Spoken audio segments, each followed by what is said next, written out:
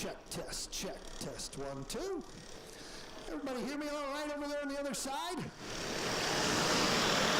Kinda? You need it louder? Up, or we're good? We're good, all right, sweet. We're about ready to get going here. Check. Hey, mine works too, John. You got one. They knew you were coming. They weren't watching very close. They let me have one too. Yeah. Well, we snuck in from the Bowery Boys back here. They had no idea that we were coming in here. Well, I'm John Strandley. This is my good buddy, Stacy Butson, and we're going to tag team the announcing tonight. We're going to have a lot of fun. It should be a good time if the ride up here was any indication of what we're up for tonight. Yeah, that's true. That's true. John, I drove up to John's house and jumped in with him to ride on up here the rest of the way to Mazo. And I jump in this little Jeep-looking thing, and it's got a can of ether in it and 4 suitcase weights in the back seat. What the heck is this? He goes, oh, this is my brother's pet truck to tow the trucks around with. And it made it up here, so that's pretty good. Yeah, pretty good. We put gas on the way, and you said, hey, I thought we were going to ride in something, what'd you say, more expensive or something more luxurious? I thought it was going to be something a little more higher profile than that. Well, you had air conditioning. I mean, it worked out.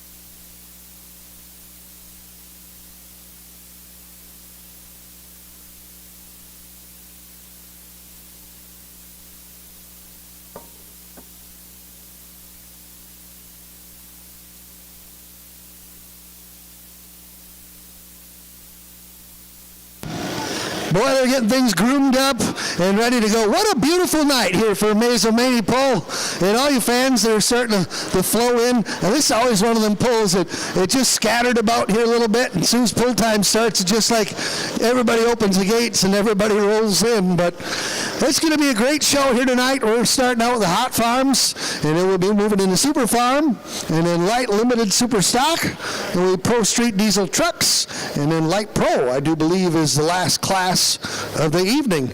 And we got some great sponsors here that we want to thank.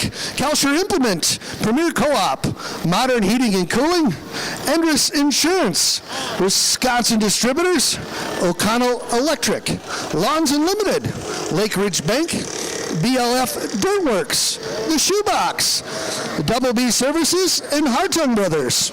I also want to thank the good folks at Cross Plain Motors, Handlebar Performance, Cardinal Glass, Double D Services, Wisconsin Surplus, Midwest Heavy Duty, K&L Bobcat, Utter Brothers Ice Cream, Donut NV, Man, the Mazomanie Fire Department, Wild West Days, and Mineholes Excavating. A big thanks to all them folks. Also Raw Rations, Pet Food and Wellness, and the People's Community Bank.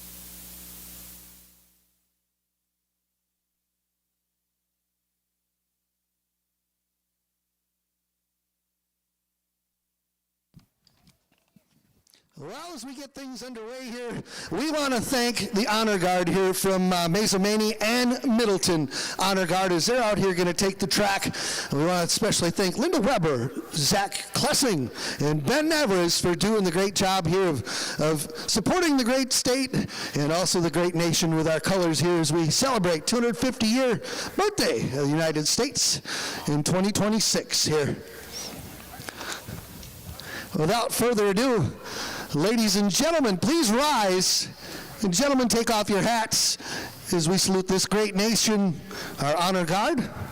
And we will be having Zach Graham singing our national anthem once we get our color guards stationed where they're going to finalize here.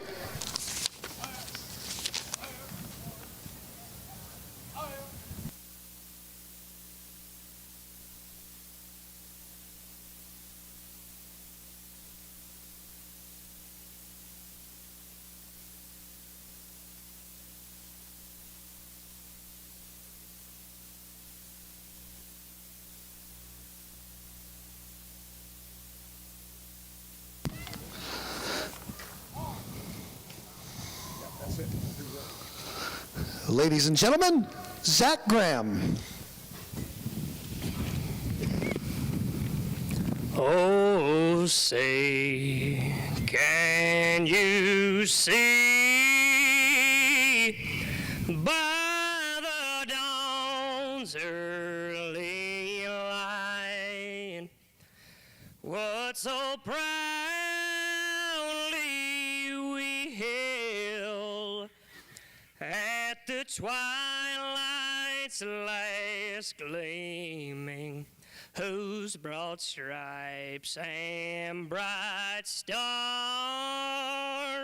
through the perilous fight o'er the ramparts we watched were so gallantly streaming, and the rocket's red glare, the bombs bursting in air, gave proof through the night that our flag was still there. Oh, say, does that star-spangled banner yet wave o'er the land of the free and the home of the brave?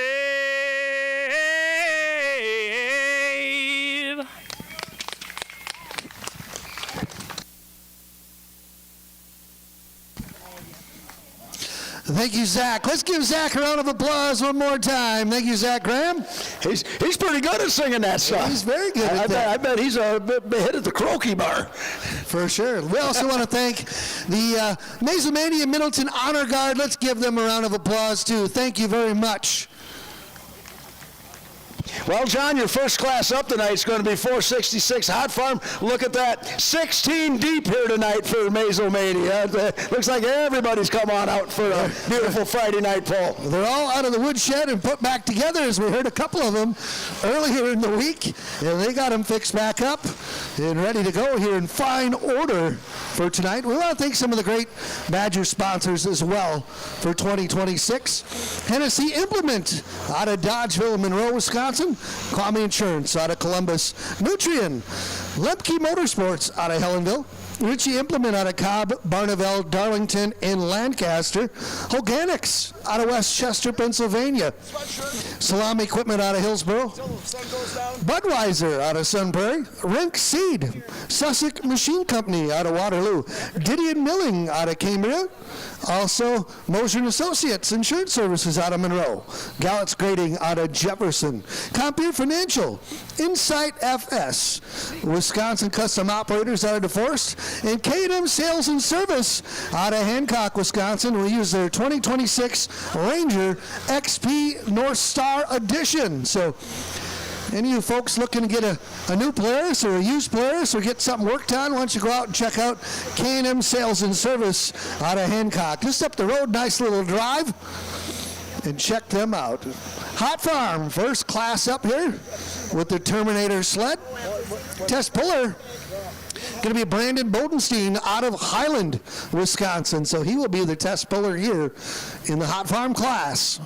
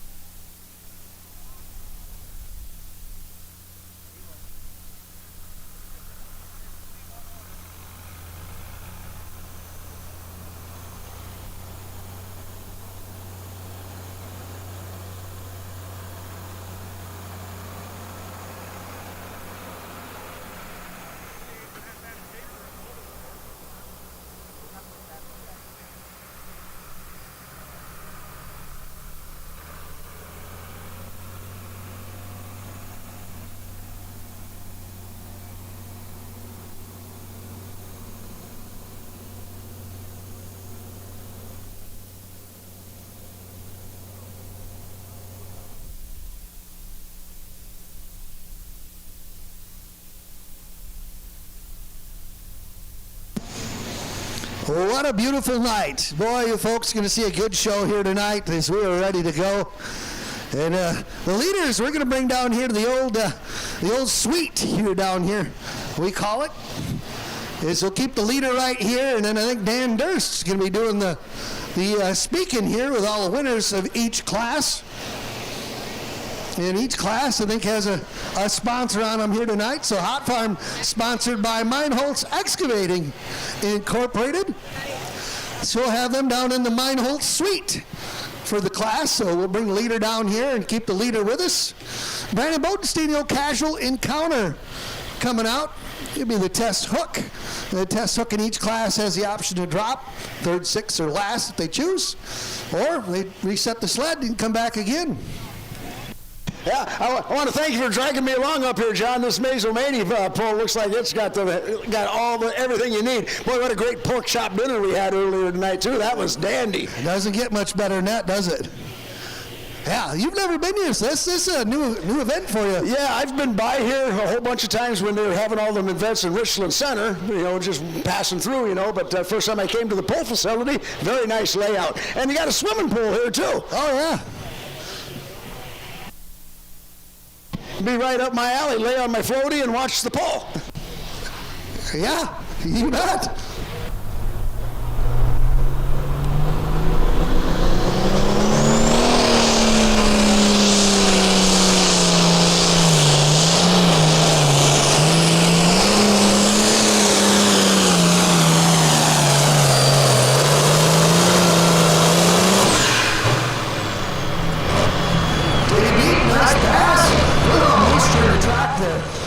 Yeah, you think he's going to keep it?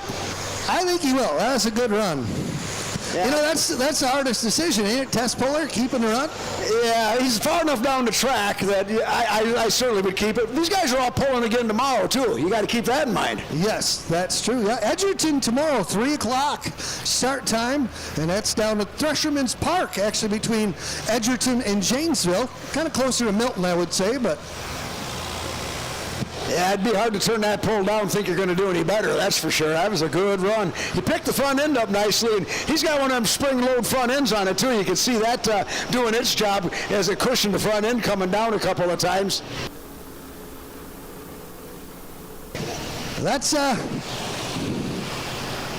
That's really changed in pulling in the tractor, and there are a lot of them that have it. Either have airbags or the spring ride on the front. And the spring, a lot of them have a couple on each side is a, gosh, I can't even say it, coilover shock, basically what it is. Yeah, and it's really helped the tractors out. It's no performance advantage, but it really softens the landings when the front end comes down, especially if it comes down really hard. And it takes a lot of the recoil away on the tractors, too. It really has settled the tractors down a lot as they've all pretty much adapted to it. Got a few guys that don't have it yet, but it's the wave of the future like everything else.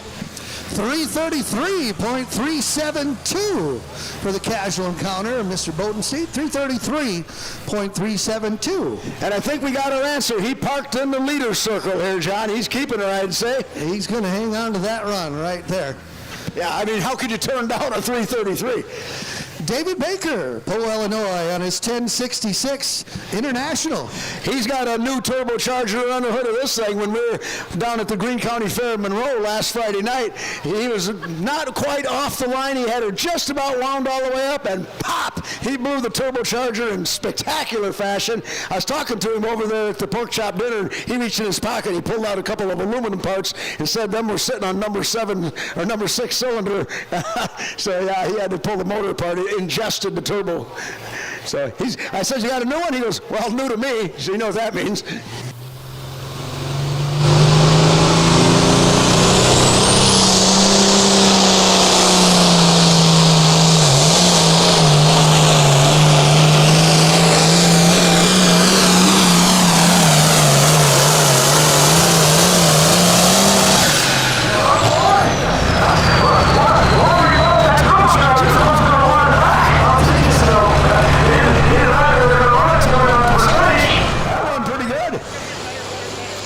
Just got that thing back together, and now they're starting to, I wonder, John, if the track's going to keep getting better. They're nursing the sand pile down there already.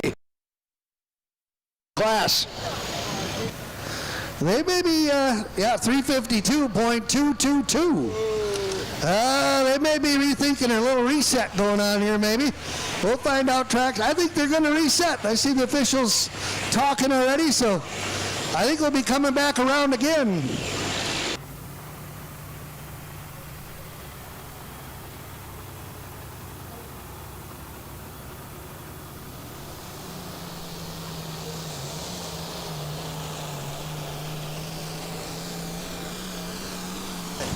Well, the official word is in, Stacy. We're going to reset the sled. Yeah, John, they were pretty much forced to do that. We got 16 entries in the class, and the second one is out there at 352, and he's really close to the sand. And boy, if the track gets any better, they're going to be into the sand, and that's not what we're after. We're after a good competitive pull, not seeing who can drive it into the sand the farthest.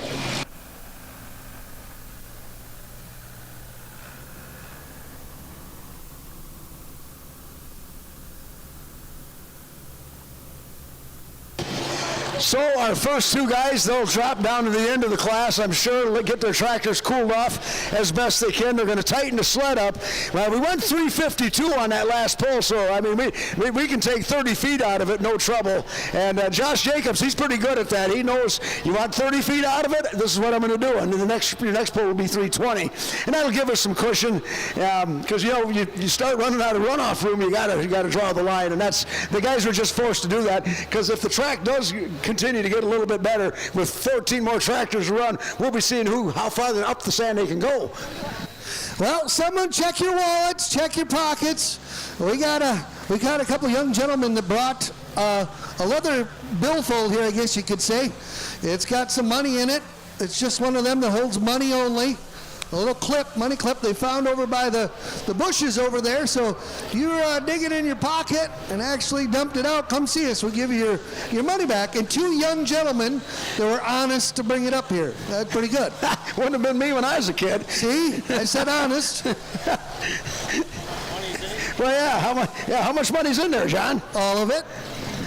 Well, there's quite a bit. I got to keep an eye on you now. Yeah, there's more than I got in my pocket. You know what I got in my pocket? Yeah, see, you got lint. I got rabbit ears. Yeah. We're going to bring up Sean Struder out of Waterford, Wisconsin, who's Ford 8630, the Blue Viper, coming out to play in Hot Farm. And these guys got a Pro Farm as well, too. And they mean business. So he's going to be our new test puller since we changed the sled. Yes. He'll have the option. He will have the option, yep. So we reset it. The other two guys are going to check their water and refuel and cool down, get the side panels opened up. Most everything you see here running here tonight does not run water. For cooling, anyway.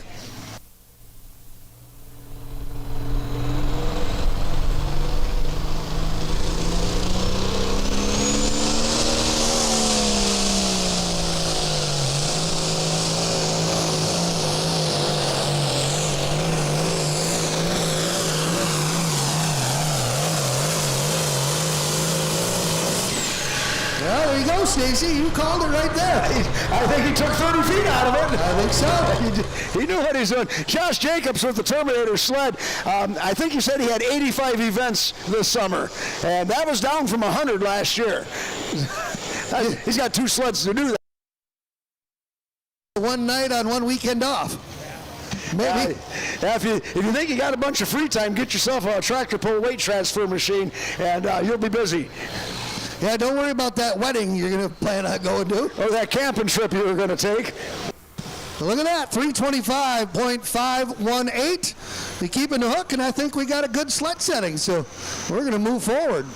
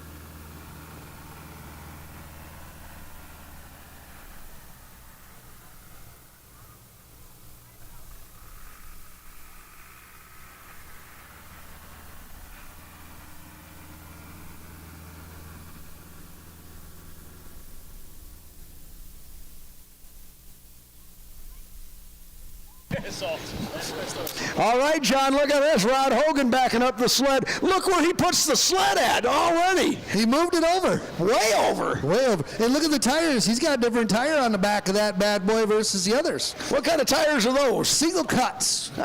What brand are they? I don't know what brand, but they're single cut tires. Probably old Firestone. Brand X. Brand X, I the old don't know. Firestones. But look at everybody else run double cuts in the class.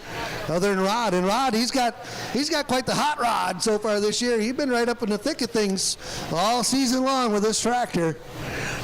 Yeah, and one thing now that we know the distance is 325 to beat, it gives these guys a good idea what gear selection they're going to need. We're not going to be running 350, and we're not going to be running 290.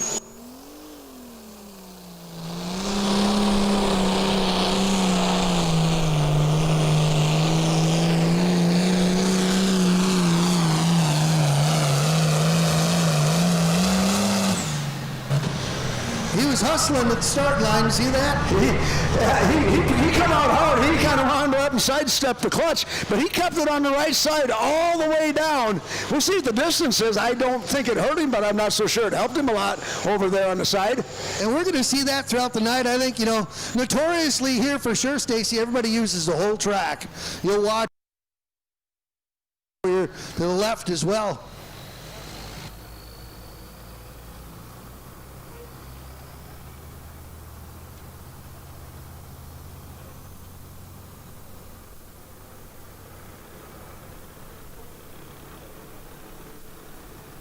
I'm going to ask you these questions. 338.522. 338.522. That's a heck of a run. I guess the right side worked better than I thought. That was boy, he put it out in the lead by 13 feet. Up next, Ottoman row, going to be Craig Whitaker with a New Holland T7 210 True Blue. And this is, I think, the third tractor that he's built for pulling. He built the International first, had another New Holland, sold that too, and then put this one together, and he does all of it. From start to finish, he does all of it. Yep, we're rotating him through the leader bracket here. This is where the leader tractor is going to sit down here at the end of the announcer trailer here. So whoever's sitting there, they're in the number one spot. So we'll see how long they can sit there. I think we're going to rotate them through. It could be, yeah. The Meinholz Excavating Suite, we'll call it here for the hot farms, is he's sitting in the hot spot right now. The worst part about getting a lead all right and early in the class, you got another 14 tractors to look at. Yeah, and the sun's up high enough, I don't think it's going to set during the class, because that changes things up a little bit. When the sun goes down, the moisture starts coming up. And since we're not much above sea level here, I think the moisture might not be that far away from us. When the sun does go down, the moisture does come right through this track at night. And you'll see a little shine on it as we get dark 30. What a beautiful night, though, here in Mazo. Craig Whitaker, True Blue, ready to go to work.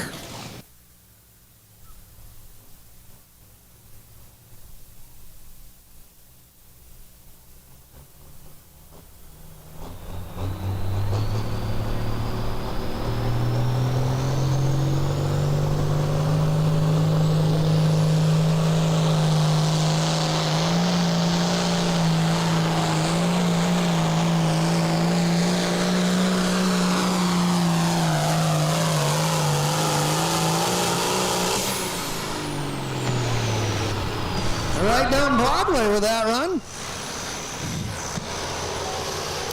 Yeah, he took it right down the middle of the track, and going to be a competitive run. I think these guys are all going to stack up pretty tight. They're all pretty close on horsepower in the hot farm class. Via the rules, 466. Hot farm, that's because of the motors, 466. That's how big you can go. And turbocharger, I'm not sure what size they run. 3-inch, 3 out. 3 in and 3 out? Like the old Super Farm turbo. Yep, no intercooler on these though, so if you go underneath the hood, they got a long intake pipe, group down, come back around, come back up, and go into the intake. They do that so it'll cool the charged air a little bit, and it kind of makes a reserve for them. And you were talking about these tractors, none of them have water. They have no water in the blocker heads, they're dry blocks, but water injection is the big thing to keep these things alive. Yes, it's very true, yep. So the water injection they use to regulate the cylinder temperature in them, so that the advancement on the timing of the pumps is, they're probably running in the high 40s, I'd assume, and the timing range, that's advanced. So when you get up there, you get some hot cylinder temps, so they don't want anything over 1,500 degrees in there, so that's what they use. They mist it in, it turns into a gas, and it burns it. So, yeah. And most all these tractors have a data logger on them that it doesn't control anything of the operation of the tractor, but it gives them all the information in the world. And of their 6 cylinders, they can see the temperature of each individual cylinder. And the bottom line is they want them all even. And then if they're all even, then they want them in the range that they like. Like you said, 1,500, they're going to start melting pistons. That's too hot. You want to, yeah, you don't want anything over 1,500. You're dancing in the wrong area. You know, above that, you'll end up with a hole in there. But yeah, they want to keep them that way. The data loggers too, they got setups on them now. You can tell wheel speed, each wheel, dry shaft, you know, the shaft in there, they can run it in there, RPM, each cylinder, the boost, the exhaust side pressure, intake side pressure, intake temperature. So as these tractors here build heat, there's probably like, you know, good 500-600 degrees intake turbo side temperature, and going through that long pipe and going back in there, it'll cool down probably 150 degrees. Because it's getting a little water sprayed in it there on its way through. Yep, on its way through, so that'll cool it down. And the intercooler side, that really cools them down when you get the intercoolers going. Here we go. Ashley McDonald out of Darlington with her Case IH, and she calls it still broke. She got her very first Badger State Tractor Puller Association win 2 nights ago in Monticello, Iowa at the Great Jones County Fair. She was Rookie of the Year last year on the Badger State circuit. Yes, She's Tony's daughter. There's Tony running down the track. He's a pretty good puller too.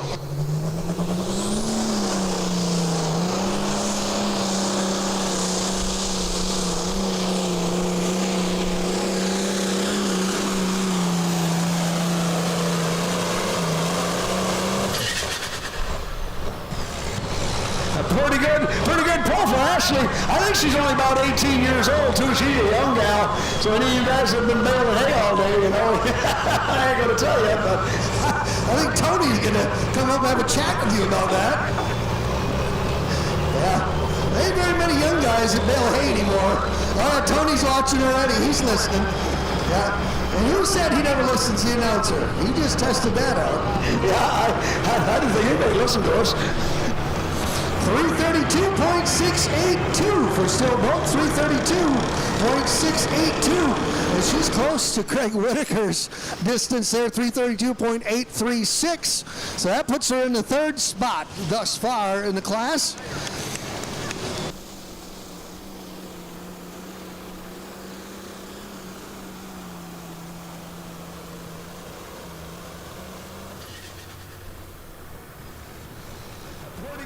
Up next, going to be Mazomanie Reloaded out of Bellevue, Iowa. Dominic Holgraffer will be backing up Terminator Sled to do battle.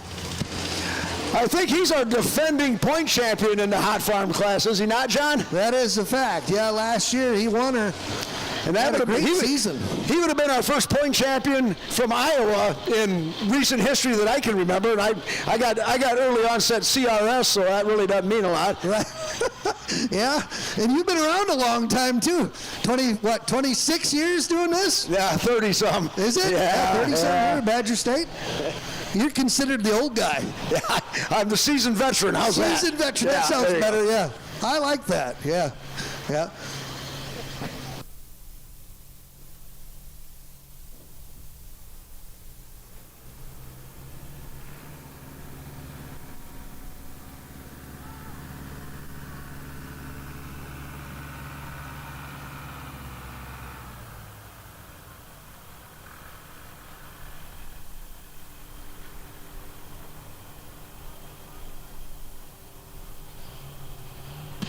Again, we want to thank Meinholz Excavating for sponsoring the Hot Farm class here tonight.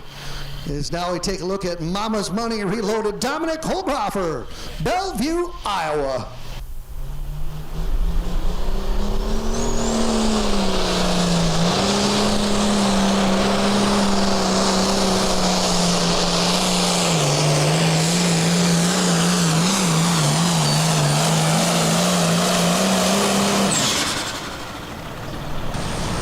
He went to the right and kind of drifted back towards the center.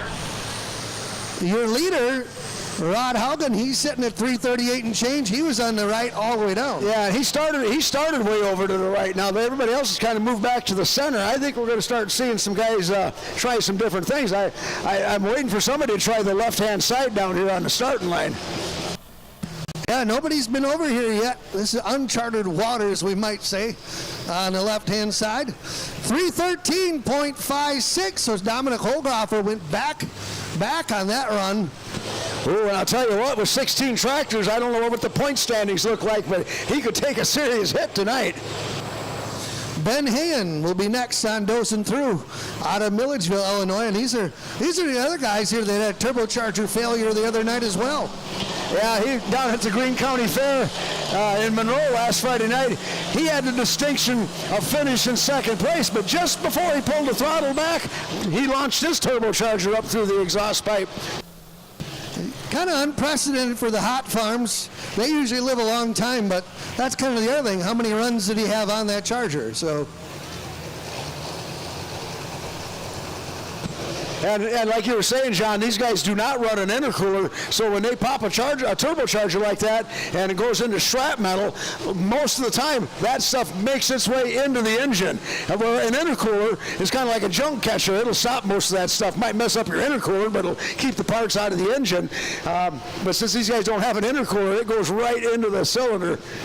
Yeah, and if you're depending on how big the parts are, you could have some valve trouble, could bend the valve and, damage a piston in there, or cylinder gets embedded in there. That stuff's hot when it goes in. I like the way you qualified that. Depends how big the parts are. Yeah, depends how big the parts are that traveling through. Just the facts, that's all. Dosing Through. The next competitor, Ben Hayen. Out of Milledgeville looking for 338 and change. Yeah, we'll be heading down to these guys' backyard in a couple of weeks, middle of August for the Carroll County Fair, and them guys are in charge of that pole down there, and they've built a very, very, very nice pole track down there at the Carroll County Fair, and heading down there in a month.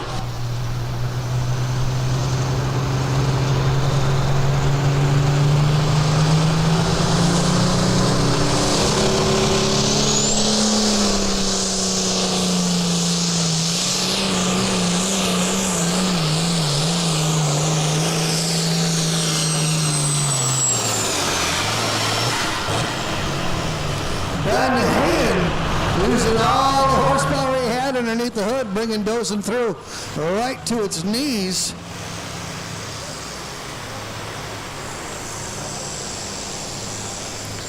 And he's kind of falling back from the leader pack as well.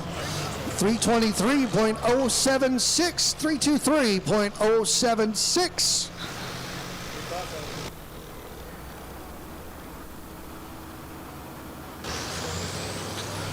Up next, out of Milton, Wisconsin, going to be Mike Lufborough on his Case IH tractor called Just Fueling Around.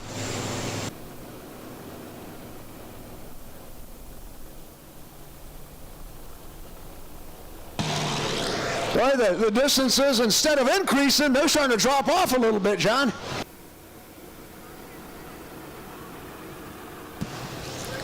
Well, that one could be, the other hard part about this program is these guys go dyno. And they dyno with that charger that's on there, and they have trouble with that charger, and put another one on or a used one on, you might not be backing up the same numbers. You don't quite know. Well, generally the charger they blew was the best one, because they don't run the second best one. I mean, the one you put on is your backup, or most likely it's your buddy's, if it's not yours, yeah.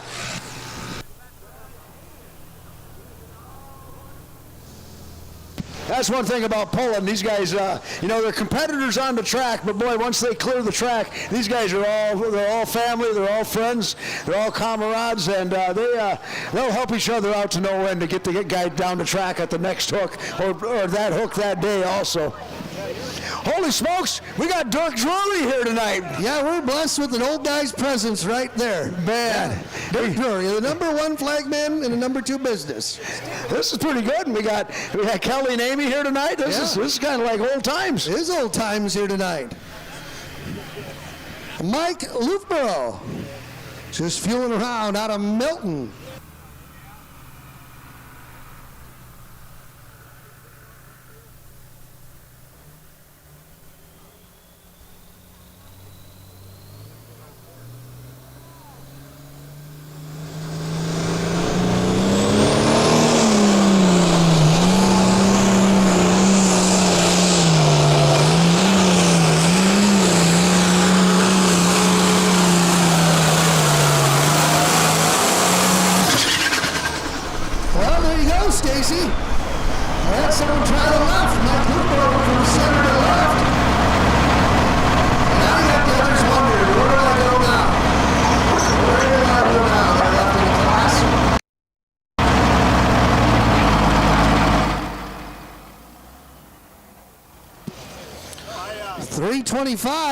.462. 325.462.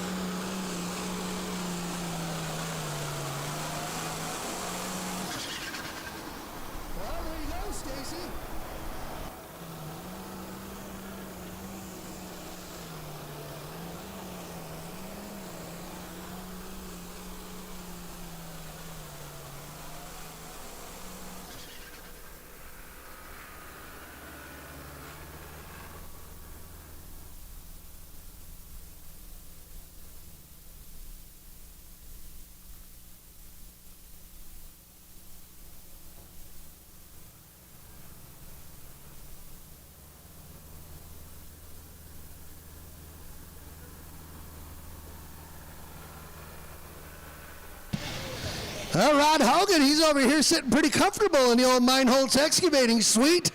He's sitting out there at 338 and change.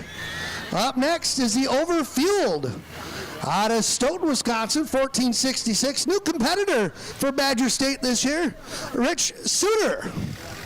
Hey, John, you know what happened on this day in 1969? Yeah, boy, that was a cold winter that year. That's July.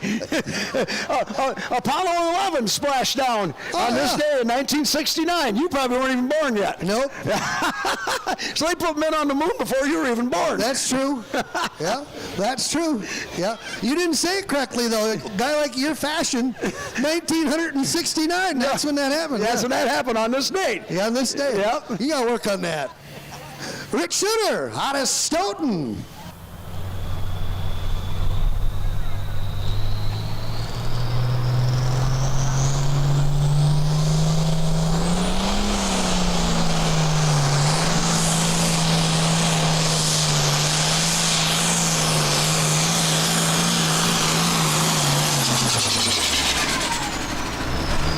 Oh, he was rolling right along, too. Rolling right along. You know, it's great getting new competitors with Badger State, watching the class grow. 16, some of the best hot farms you'll see here tonight. Very competitive hot farms. And they're getting their feet wet, and they'll work at this, and I have no doubt in my mind that they'll be right up to the top when they get things figured out as well. 299.830 for Overfueled. You know what I like, John? All the smoke that's laying in the air, it's not from Canada. Right. Yeah. Self-made here in America. Yeah, it smells a lot better. Yeah, and the best part about that, it gets rid of the state bird. You know what state bird is? What's that? Not if in your hand, is it? No, mosquito. Oh, mosquito, yeah. Wisconsin state bird. Yeah. They're gone. Hey, speaking of wildlife and history. Oh, no. Well, now this is a good one. It was on this date. I don't know what year, but a long time ago. That one guy up by Hayward on Coudray caught that World West record muskie. Oh, yeah? Yeah, I don't know. They had a picture of it hanging up as tall as he was. That muskie's still on display in the Moccasin Bar in Hayward, Wisconsin. The Moccasin Bar, The Moccasin Bar right downtown, yep. I'll check that out. Yep. Hey, here you go. Look at this. Oh, the old Swiss Miss moving everything over to the left. You've been waiting for this all evening long so far. Out of Fox Lake, Wisconsin, Tony Sen. Tony Sen out of Fox Lake with his 966. Another new puller to Badger State this year. Yeah, well, he pulled Badger State 20 years ago. Oh, really? Yeah, he pulled in what was then Super Farm 20 years ago, and he sold out, got out, moved up by Fox Lake, started farming up there, and he was able to stay away for 20 years. I would think that'd be enough to cure you. Evidently not. No. This truck and tractor pulling once it's in your blood, you can't get it out. That's, yeah. He's got the old 1976 series Black Stripe 966. Oh, that's right. They made that 1 year. Yep. Stripe going over the hood there. Yep. They wanted to jazz them up. The International Harvester Company wanted to jazz them up for 1 more year because they knew the 86 series was coming down the pike, and they wanted to keep selling the 66. Beautiful looking tractor. Swiss Miss, Tony Sen.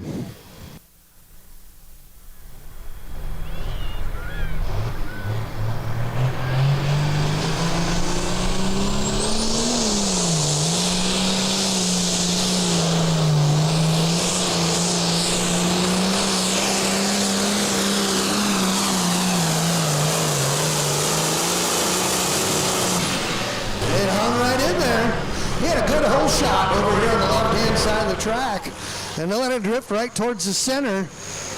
Interesting to see what the distance will be for Tony.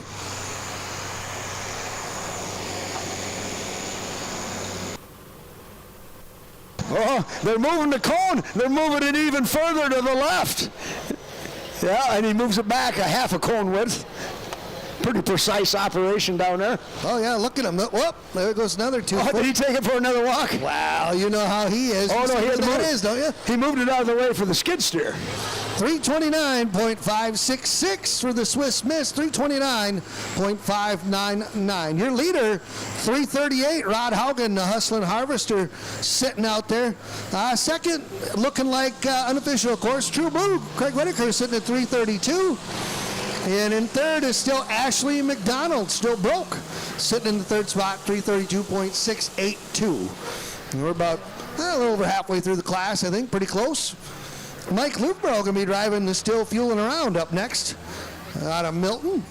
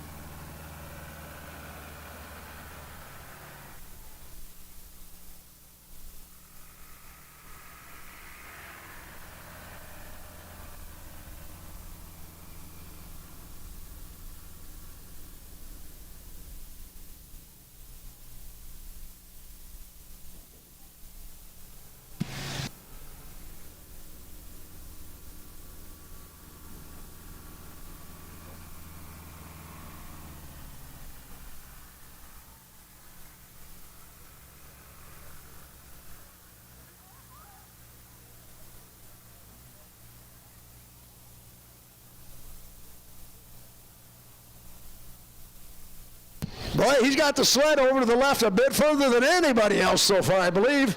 And Mike, he drifted over to the left on his run early on. He went from center to left. We'll see what he's got with the Still Fueling Around tractor. Here we go, Mike Lufborough out of Milton.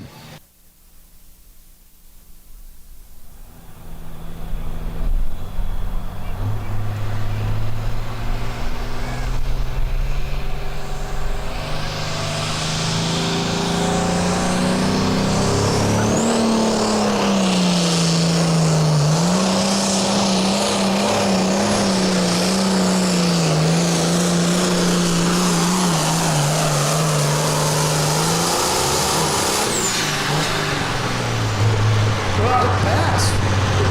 John, that was pretty good. That money clip got claimed by a young guy about, I don't know, was he 10 years old? Maybe 9, yeah. He knew how much money was in there. $25. $25. He knew that. And he claimed it. He said, there's $25 in there. That's mine. And there was $25 in there. So you know what that means? Well, what it means is kids are doing better than I am because I don't have $25 and he does. Yeah, but a couple kids found it and brought it up here. They were honest. And he come up here and he says, hey, that money clip, it's a black leather money clip with $25. It's mine. Can I have it back? And I handed it to him. So, we got something to look forward to. There's still some good ones out there. There's hope for our future yet. 323.606. 323.606. Up next, out of Dickeyville, Wisconsin, International 5488, just passing time. Charlie Wamsley, the next competitor. This here's Mike Meyer's old tractor. The late Mike Meyer, we lost him last year. That rotten cancer took him away from us way too early. And the Meyer family, Brandy, and they sold the tractor. They knew it was pretty tough to keep. They went ahead and sold the tractor, and it didn't go very far from Monroe. It went right down the road to Dickeyville, and Charlie Wamsley's the new owner of it. Charlie Wamsley, and he kept the double X on the side of it, John, kind of a tribute, I believe, to the late Mike Meyer. And he's been pulling it this year. I guess he runs a lot of Tri-State, because geographically that series is a lot closer to home to him. Yeah, and I know it was hard, and Brandy and Mike talked a lot there before he passed, and he told her to let it go, sell it, let it go, don't hang on to it, and it's a great tribute that he left the name on it, and it was a hard decision for her to see that tractor go, and but she told me, she says, well, we sold it, but you'll see it again, it'll still be around now and then. So that's good. Yeah, and we're glad to have him up here at Mazo tonight. And I didn't get a chance to talk to Charlie himself, but I talked to a couple people, and they said he's been running Tri-State and running very well over there on the home circuit. So the tractor's still running at the top of the heap. Good runner, been a points champ a couple times with Badger State. Let's go, Charlie. Let's go.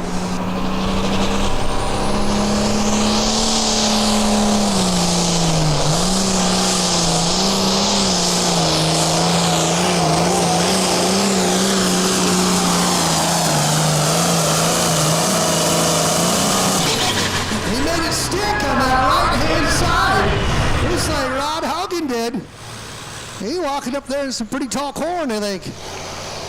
Yeah, the tractor's still running as good as always. One more note about Charlie there, John. The Badger State tractor pullers, we had a pull in Dickeyville, Wisconsin, down to Dickeyville Bottom there for a few years. Charlie was the kingpin behind making that pull happen back in the day. 330.654, shaking up the order. 330.654, looks like he's good for fourth. Currently, fourth place. Oh boy, here we go. We got a tough competitor coming up here next. They were right up towards the top of the heap last year in points. Out of DeForest, Wisconsin, on a John Deere 4255. The Diamond Deer, driven by Tracy Paulson. So Tracy doing the wheel in here tonight. I think the tractor has a win already this year. It's got one win for sure, and a couple top threes. And her and her husband, Mike, they take turns driving it. I always give him a bunch of grief that she's a better driver, but they both do a great job. And it is a strong, competitive hot farm running with us here with Badger State.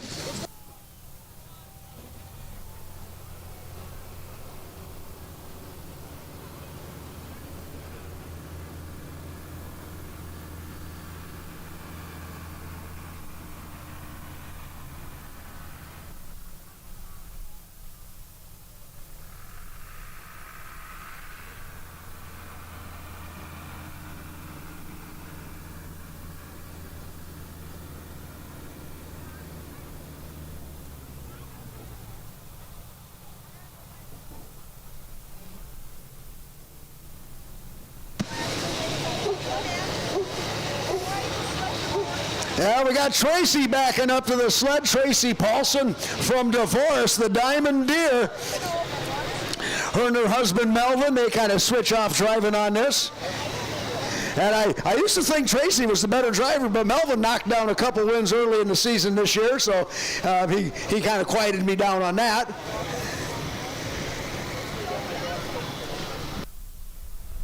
But again, they're moving it over to the left-hand side. That kind of seems to be the canvas these guys are liking to paint right now.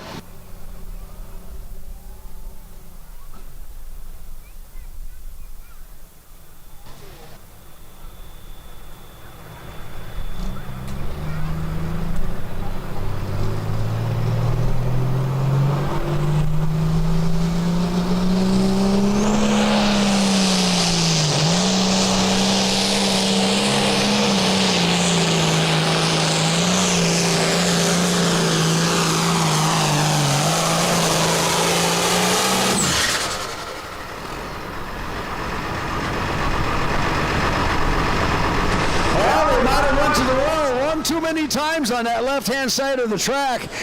Tracy's going to come up short, I do believe, and I see the cone's been picked up, and it's already been walked over to the right side about 10 feet. Now they're standing in the middle. We'll see where they set it down at.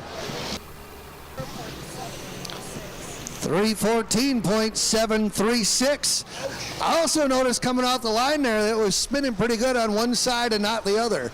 So she wasn't getting hooked up like she needed to out of the hole, which is not her fault at all, by no means, just tractor not liking the spot.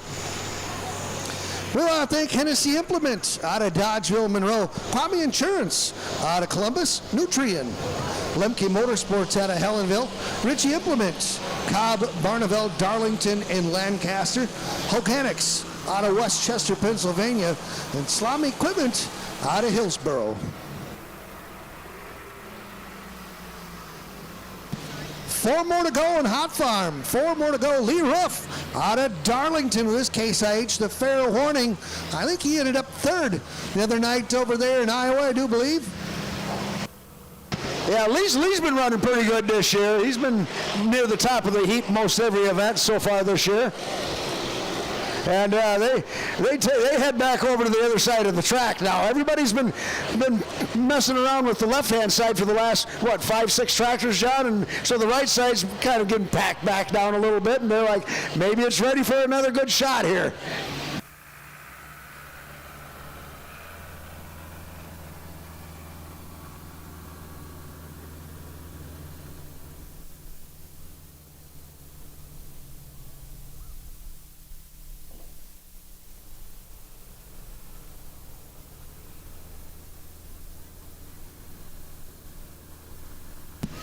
Rod Hogan still our leader in the Meinholz Excavating Suite over here. 3:38 and change is your leading distance thus far. And Hot Farm.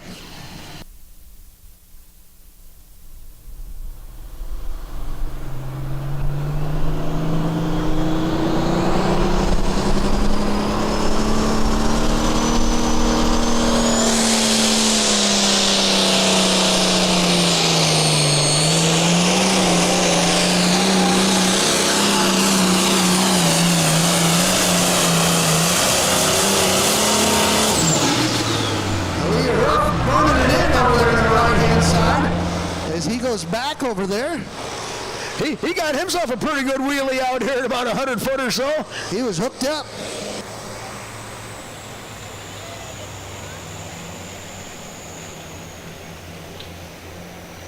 Out of all the classes with Badger State, you notice at the end of the year, this is the class that is undecided until that day. Every year, the last pole Hot Farm class, they're battling out right to the last pole.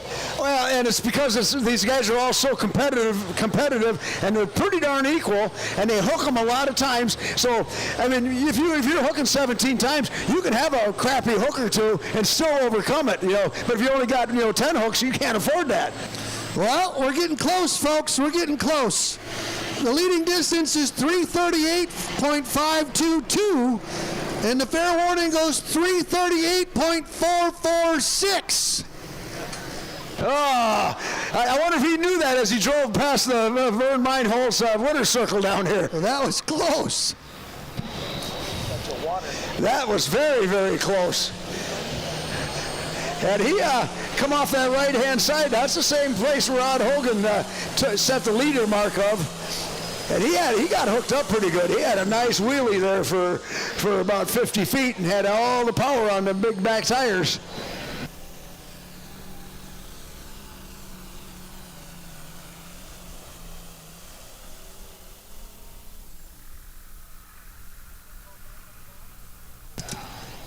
The 466 Express out of Monroe International, driven by Lane Meyer tonight.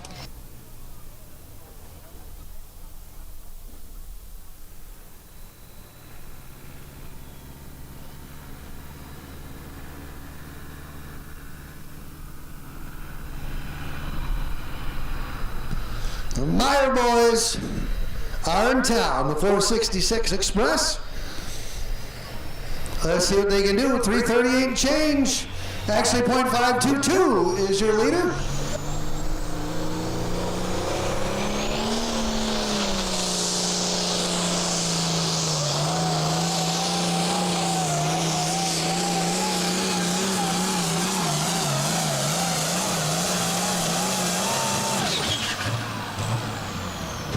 Well, he putting out plenty of motion. It sounds like motor's buzzing pretty good at the end of the run. Boy, we got two of them packed in tight at 338. We'll see where this one fits in at. Third generation of the Meyer family. Yeah, it was going to be close, but not close enough. 329.92. 329.92. And let's see. Now I get into my Platteville High School math. Looks like about fourth place unofficially.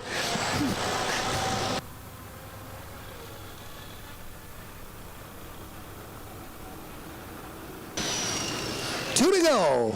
We bring up Brandon Bodenstein out of Highland, the casual encounter. He was the original test puller before we reset the sled.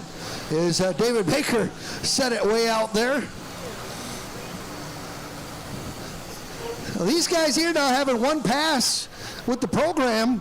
They got a good idea what they want to do this time now. A little bit of an advantage, but the engine's hot, clutch is hot. Yeah, motor gets warm, the rings don't seal as good. And, you know, if you haven't had the motor apart yet this year, it's probably got, a dozen runs on it, so it's not near as fresh as it was at the beginning of the year anyway. Look what's pulled in down here now. Scott Eberhardt has got his alcohol super stock down here. We're going to see that run here tonight. Oh, boy. I like that. That's got a V8. That's an international 550 V8, I do believe. I do believe you're correct. Yep. D-Cube down to 504. Probably, yep. Yep, because it is a true light super stock tractor. True light, yeah. He finally got her back out. And Scott, he does a bunch of teching for us. So he's one of our tech officials, and he come down here tonight, put a pass on it, and see if he can make a run. Well, we got an original test puller coming back now, Brandon Bodenstein, with Casual Encounter. I like the name of this tractor here, because the Casual Encounter, you can take that more ways than one. A lot of it is you have a casual encounter with your money. You spend a little time with it, but then it's gone. Yeah. Or when you go spend the parts, just act casual. Not a big deal.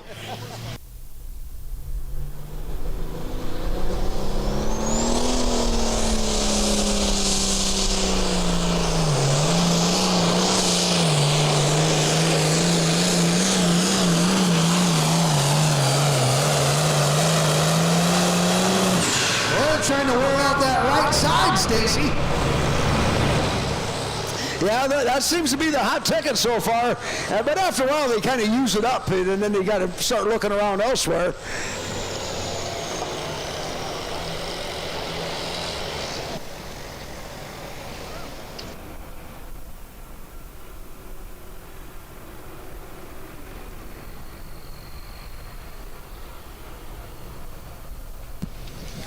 .330.052. 052, good for 6 for the casual encounter. One more to go. David Baker out of Polo, Illinois. next competitor and the last competitor, Hoffarb. Yeah, he's the one that forced him to reset the sled on the second hook of the class. He took it out 352, and he forced their hand. And at least we did it early in the class, second hook. We decided right away that this isn't going to work long term here. So he went 352 and forced the reset of the sled. And I said they're probably going to take 30 feet out of it. I think they did just about that, and been pretty good class ever since. We'll see what Dave Baker's got for us when he comes back here with his freshly borrowed turbocharger and all the parts removed from inside the engine. He showed me the parts out of his pocket. They were turbocharger parts that he found in number 6 cylinder or whatever it was. And I says, did you smooth it out? He goes, I just took some sandpaper and knocked off the sharp spots and put the head back on. I'm just impressed he was still carrying the parts around. That'd be upsetting to me. Yeah, right, yeah.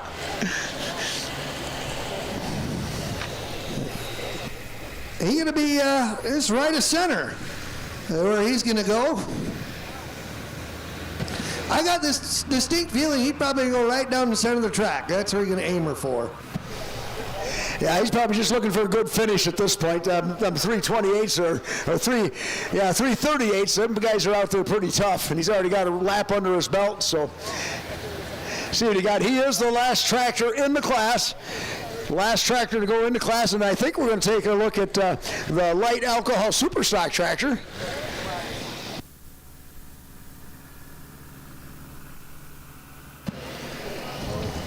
Scott Eberhardt going to bring out his light super stock and make an exhibition shakedown run for us. Here we go, Dave Baker from Polo, Illinois.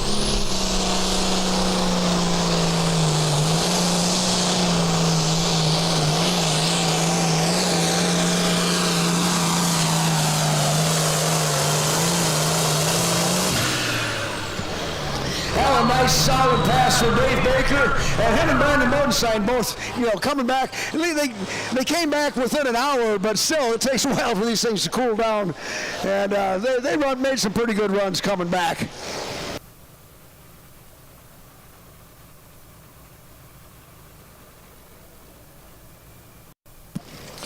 $331.858. We'll give you the rundown here of the class. And then Dan Durst, you're going to be down there in the old Hollywood Suites there, giving out the old iron here tonight. So 16th going to be Rick Shooter on the overfield. 15th going to be Ben Hand dozing through. 14th is Dominic Hogofer, Mama's Money Reloaded. 13th going to Tracy Paulson, the Diamond Deer. 12th, Mike Lufborough still fueling around. 11th is Mike Lufborough just fueling around. The Blue Viper is Sean Struder in 10th. Tony Sen with Swiss Miss in 9th. 8th going to be Lane Meyer with the 466 Express. The Casual Encounter, Brandon Bodenstein in 7th. 6th going to be Charlie Wamsley with Just Passing Time. 5th is going to be David Baker with his 1066. Ashley McDonald going to be in 4th with Still Broke. True Blue, Craig Whitaker taking 3rd here tonight. 2nd place is the Fair Warning of Lee Roof. Your winner here tonight out of Broadhead, Wisconsin, the Hustlin' Harvester, Rod Hogan. So right down there, Dan Durst, take it away. Thank you, John.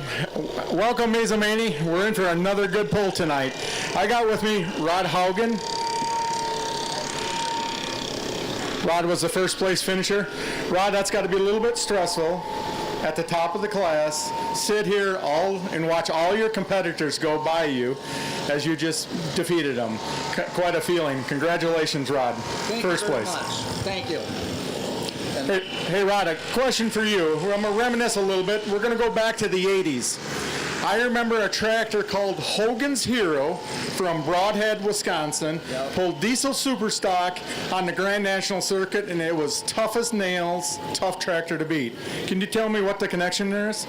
Well, yeah, Al's my uncle, and back in the day, actually I did the dealing on that tractor when we bought it. It was a pro stock at the time. We turned it into a super stock.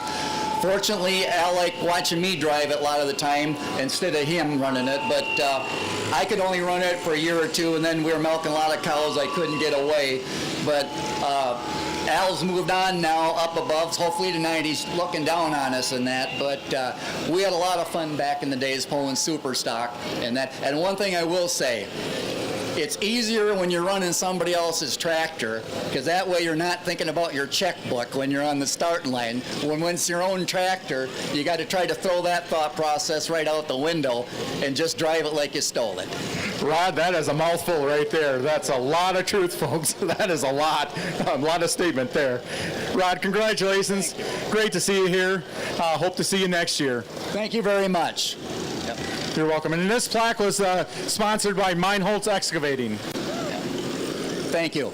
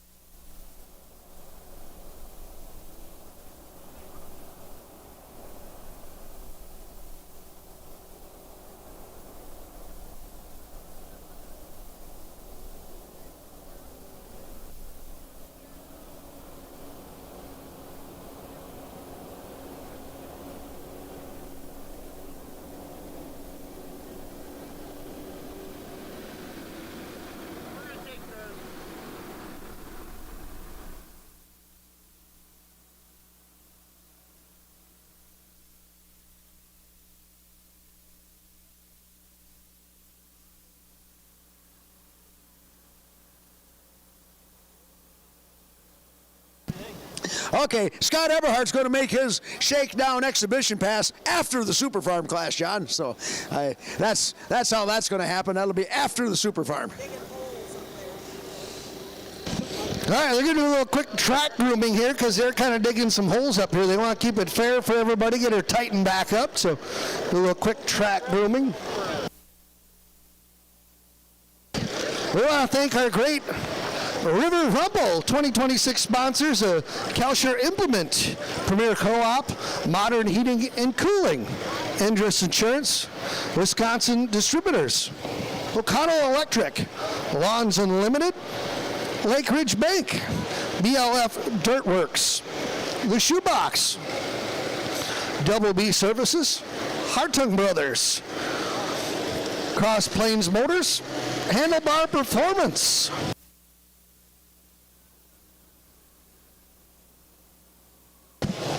Cardinal Glass, Double D Services, Wisconsin Surplus, Midwest Heavy Duty, K&L Bobcat, Otter Brothers Ice Cream, Donut Envy, Mazomanie Fire Department, Wild West Days, Meinholz Excavating, Raw Rations Pet Food and Wellness, and the People's Community Bank. Some of the great sponsors here for the River Rumble 2.0 2026. I heard you mention the ice cream, Otter Brothers Ice Cream. I seen the ice cream truck up there, so if I turn up missing after a little while, that's where you're at? That's where I'll be at, yeah. Two or three scoops, I'm not sure. You're the mint chocolate chip guy, aren't you? No, I'm cookies and cream. Oh, cookies and cream. Yep.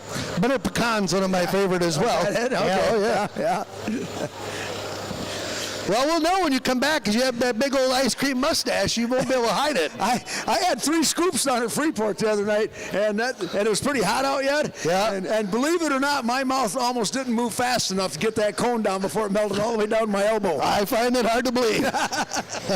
Hard to believe. Was it a waffle cone? Inquiring minds want to know. Yes, it was a waffle cone, and it got down to the point that it was dripping out the bottom of the cone. So I had to suck it out of the bottom and then lick it off the top. I was busy. You were, yeah, that's a tough deal. Yeah. Tough deal. Not too many times you see a guy getting sparks out of eating an ice cream cone. Yeah.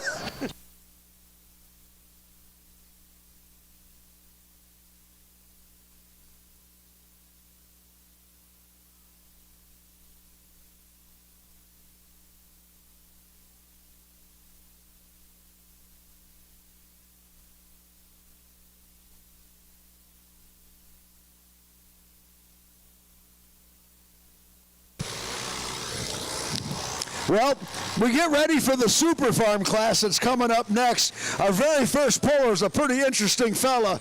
Comes all the way in from Escalon, California. Everett Powell will be our first puller, and he's driving the American Chaos Super Farm tractor.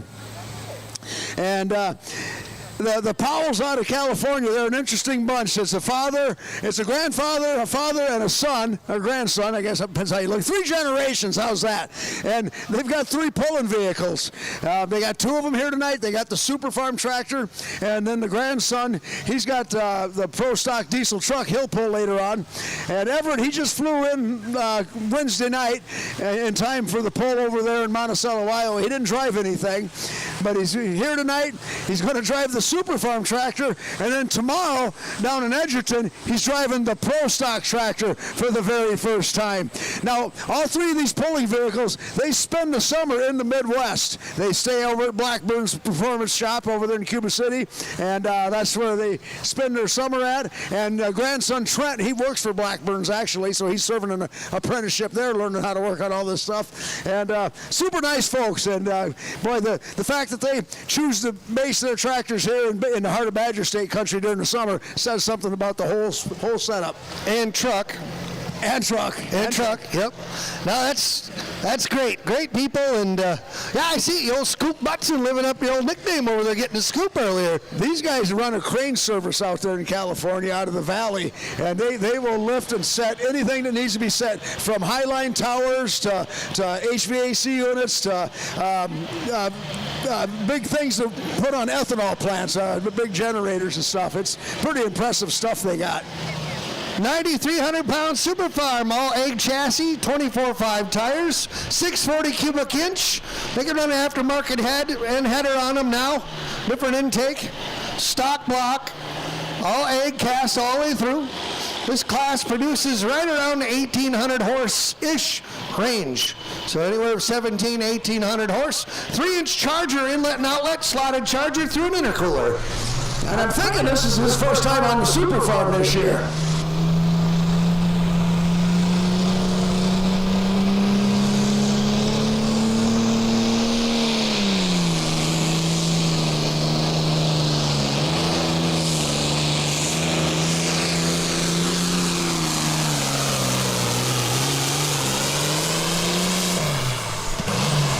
That was a beautiful pass. He carried the front end 200 feet before it even touched ground, and it wasn't too high. It was just right. Yeah, it floated. A good hole shot with it. Got the tractor hooked up, and for those of you fans, you know, this isn't an easy business. These guys make it look easy, but get the RPM up, get the boost built, and get that clutch out with finesse. It's all timing. Yeah, he did a great job of driving that. Like I said, I think that's his first time driving it this year. He's driven in the past. Blackburn's built this tractor for him, and Josh been shaking it down for 3 years now. Josh was right in the running for points championship a couple years ago with this thing.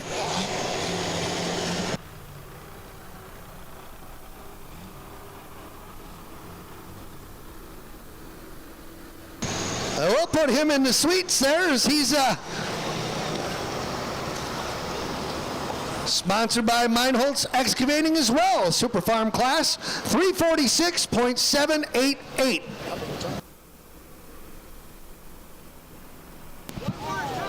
Well, Stacy, old Scoop Butson on the job here. Let's see what you got for information over there. Well, we'll wait for Everett to get all unbooted here. I got Josh Blackburn standing beside the track here. Josh, boy, looks like you guys had the tractor set up pretty good for Everett tonight. It couldn't have been better. That was an awesome pass. Picture perfect. Picked it up 18 inches, carried it the whole way. Yeah, I mean, it did. The front wheels didn't even touch past 200 feet. Oh, he's got to be happy. I think he's pretty jacked up. You better go talk to him. I'm going to have a word with him here in just a second. Well, Everett, that was a pretty good-looking pass. Yes, thank you. That was a badass pass for the first time running it. I want to thank Josh Blackburn and my son Trent, my wife, everybody. That was a cool pass.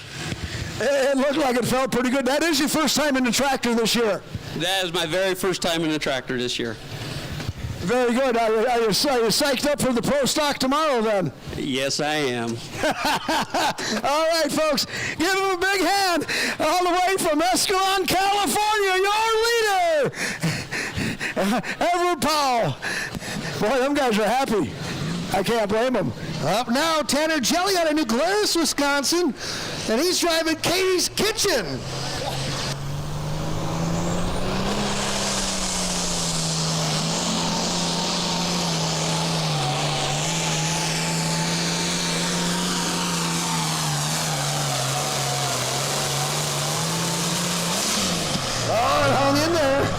Yeah. Now, what's the story on this, John? Katie wanted a new kitchen, and her husband said, let's build a pulling tractor instead, and with all the money I can make tractor pulling, we'll be able to build you the best kitchen ever. Yeah, I think that's how it went.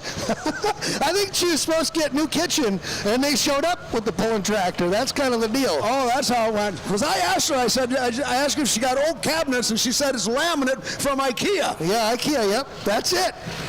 The tractor's name is Son of a Hitch. And that's probably what she said when they showed up with it. So that's the name of that one. But it should have been Katie's Kitchen, yeah. 338.360. 338.360 for Tanner Jelly.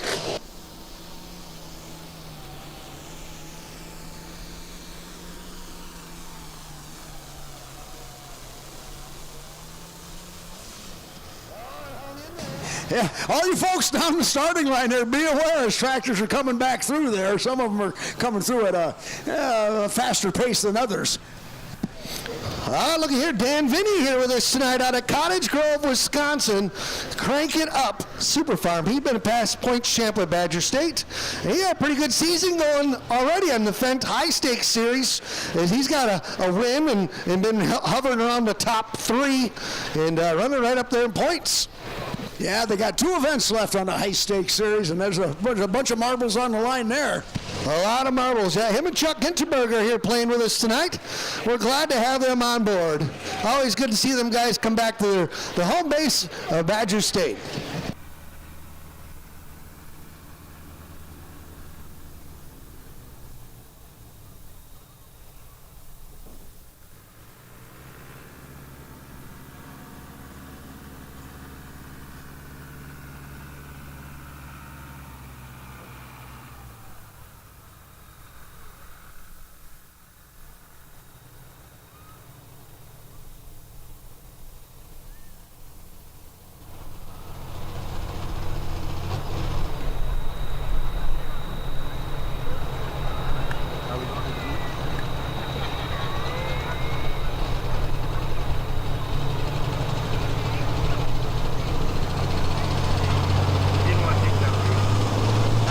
Here we go, Dan Vinny, crank it up.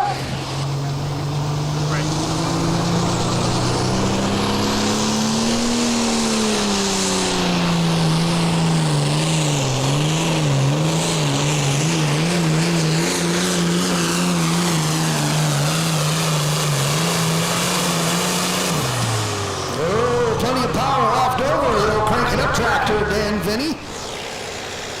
346. Is your lead currently, 346 and change, and the distance will come in.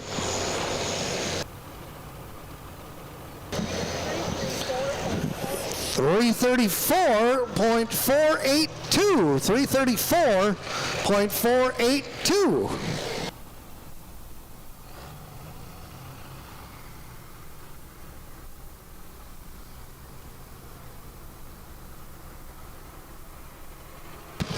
Again, we want to thank Budweiser out of Sun Prairie, Rank Seed, Sussex Machine Company out of Waterloo, Didion Milling out of Cambria, Mosher and Associates Insurance Services out of Monroe, Gallett's Grading out of Jefferson, Computer Financial, Insight FS out of Jefferson, Wisconsin Custom Operators out of DeForest, also K&M Sales and Service out of Hancock, Wisconsin, They are supplying us with a 2026 Ranger XP North Star Edition, and we use that to pick up all our banners and markers and all of our other hoopla that we need picked up.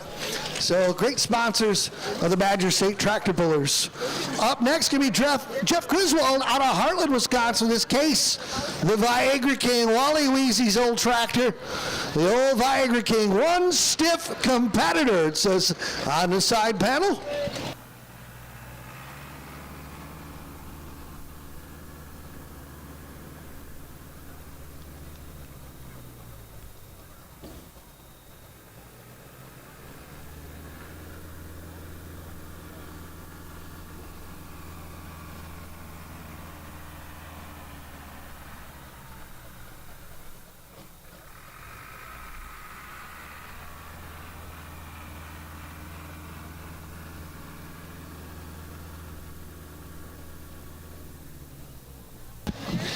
Izzy Dannenberg, why don't you come down to the announcer stand, Izzy?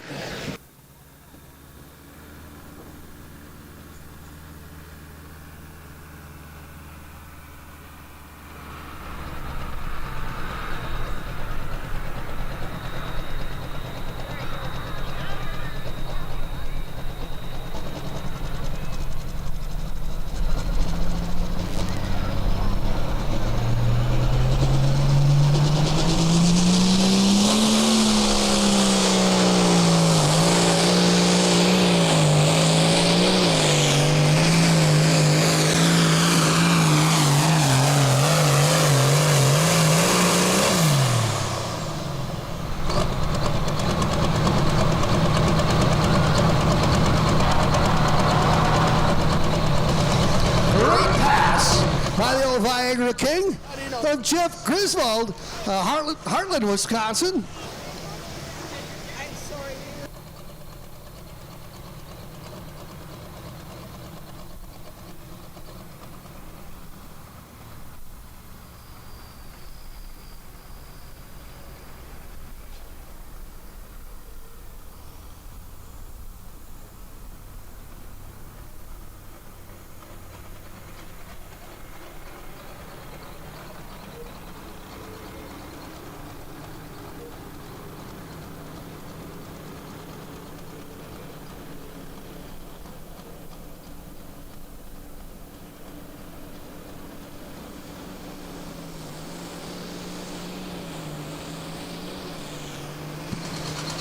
.600, 321.600, good for fourth thus far.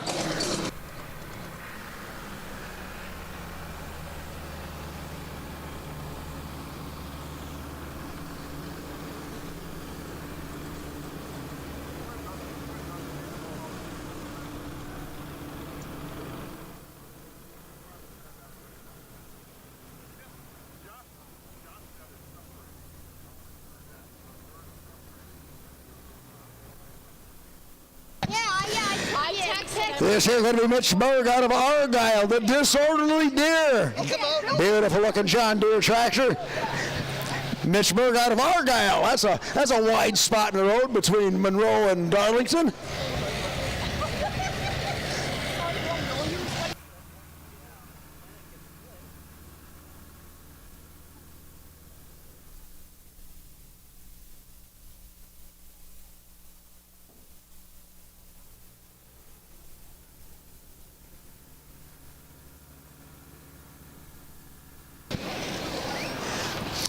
Well, Mitch Berg, he's going to mark the halfway point of the class here, and still our leader, Everett Powell, out of Escalon, California. He's holding on to lead at 3:46.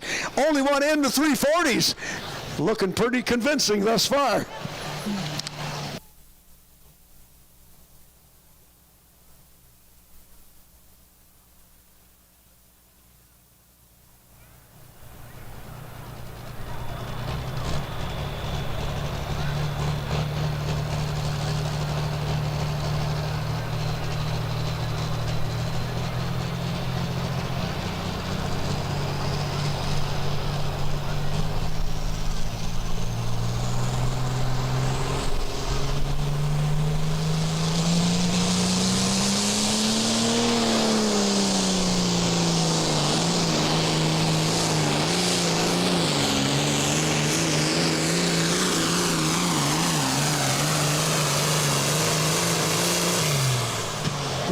boy, Mitch Berg laid it on a nice pass here in Mazomanie.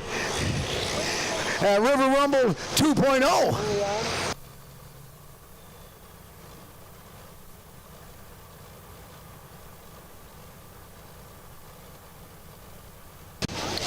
One thing about it, John, with all the smoke and the way the breeze is blowing, we are not going to get bit by a mosquito tonight. No, Wisconsin State bird is gone. 325.200 for disorderly deer. 325.200.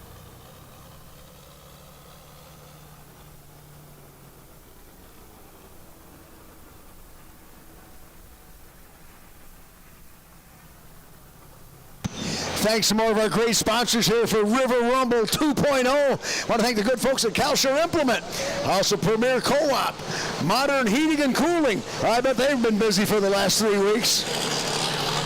Endries Insurance, Wisconsin Distributors, O'Connell Electric, also Lawns Unlimited, Lake Ridge Bank, BLF Dirtworks, The Shoebox, Double B Services, Hartong Brothers. Up next, going to be the Poltergeist, Josh Shook out of Montello, Wisconsin with John Deere. Your leader, Everett Powell, sitting there in the old Meinholz Excavating Suites here. Loud and proud. Here's a test puller, lay down a beautiful pass right off the bat. The Poltergeist coming out ready to go to work in this 10 deep Super Farm class. Yeah, the Poltergeist tractor, it's been around for a long, long time. I think it's changed hands a couple of times over the years, but I think I'm embarking on my 32nd year of announcing for Badger State, and that tractor was around when I first started announcing Badger State polls. Like I said, I think it's changed hands a few times since then. Yeah, the 90s this one was around. I think the Wildman boys might have been the first ones to paint this one originally back in the day, maybe. We want to thank our Honor Guard for helping out here tonight. Mazomanie Middleton Honor Guard, Linda Weber, Zach Klessing, Ben Nevers, and also Zach Graham, who is singing our national anthem, did a very fine job for the opening ceremonies here tonight.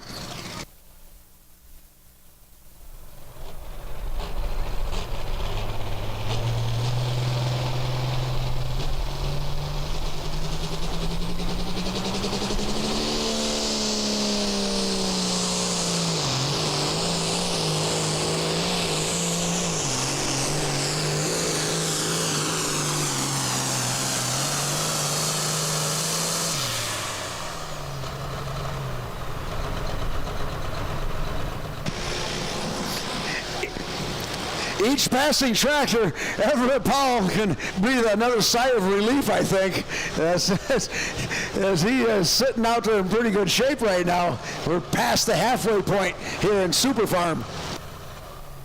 And there's some tough ones yet to come, though. That's the worst part. You're sitting up there, high on the throne, and you never know who's coming. Well, that's just it. If you got a lot of them in your class, you're sitting up there chewing your fingernails, and by the time the end of the class comes around, you're down to the second knuckle, Want to thank some more of our good sponsors, Cross Plains Motors, also Handlebar Performance, Cardinal Glass, Double D Services, Wisconsin Surplus, Midwest Heavy Duty, K&L Bobcat, Utter Brothers Ice Cream, Donut NV, the Mazomanie Fire Department, Wild West Days, Meinholz Excavating, also Raw Rations Pet Food and Wellness, and the People's Community Bank. Not to be confused with the People's Court. Judge Joe Opner. Well, that's back in the day. You're bringing up all the old stuff today. You're digging deep. Well, I'm noticing you remember some of it too there, old-timer. Yeah. That's bad. Oh, that's bad. Chuck Enterberg out of Ohio coming out, and he moved the sled over to the left of center. The old positive ground. This tractor has also won this year on the high stakes series. Yeah, and he's a past Champions Tour champion, out running around the country on the PPL. No slouch by any means. Nope, they work hard. Him and Dan Vinny run together, and they're teammates out on the big circuit.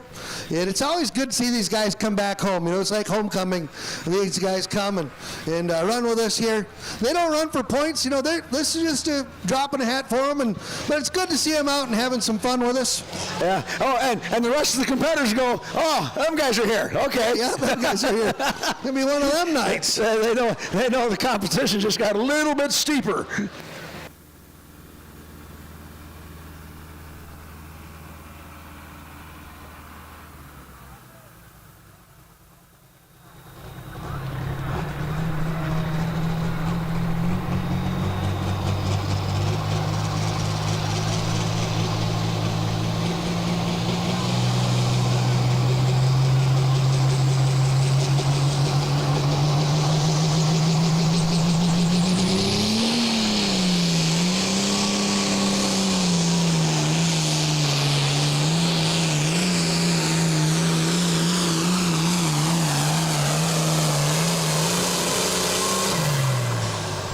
Started left to center, finished in the center. Had a good run.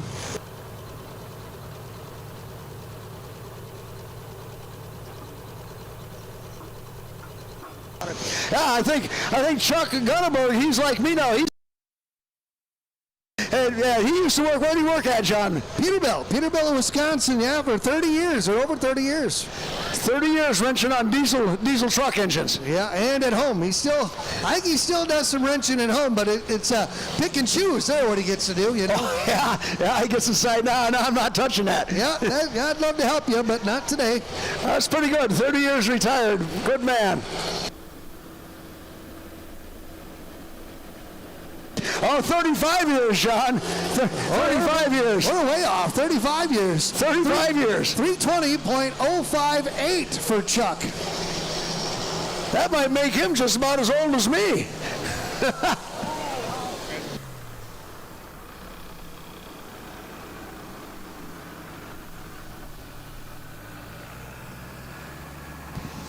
Oh, Scoop Butson, look what I got here. Super Farm Tractors in Evansville, Indiana.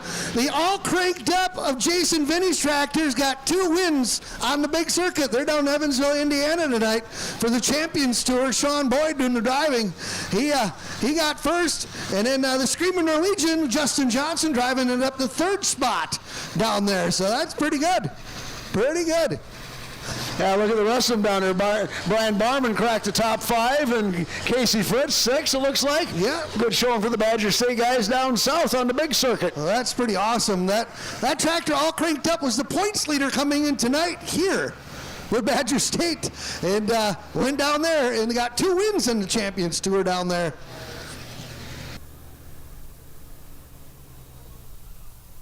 That'll make the 8-hour ride in the semi home tonight much more palatable. Yeah, Evansville, Indiana. If you don't know where that's at, look down where the Ohio River's at. You'll see Evansville. Oh, we got Vern Meitholz hooked to the sled with I'm Hooked. This is the man behind the Mazomanie River Rumble 2.0.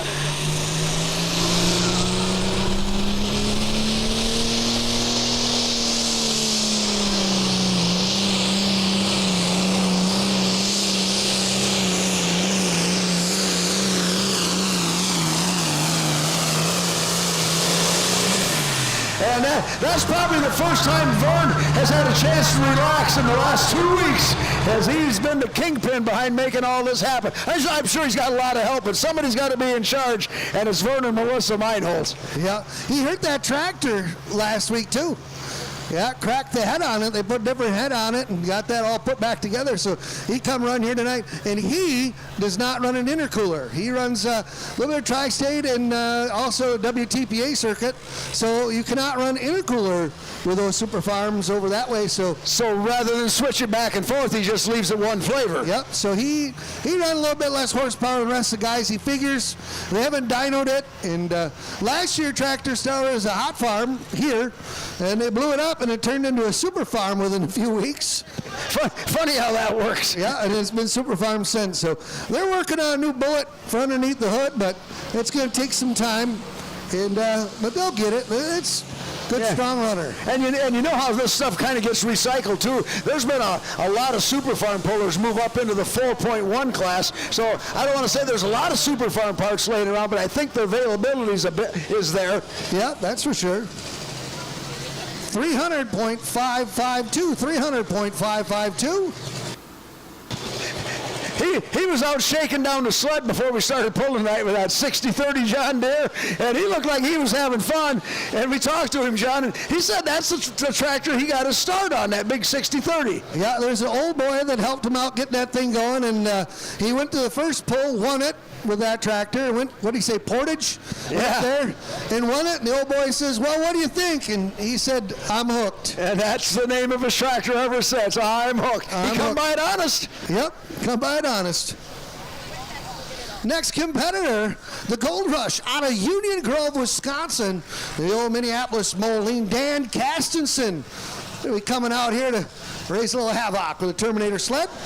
Yeah, the old Minneapolis Moline been repowered with an 8.3 Cummins motor. You can do that. You can update the engine offerings in these tractors, and he's got an 8.3 Cummins in there.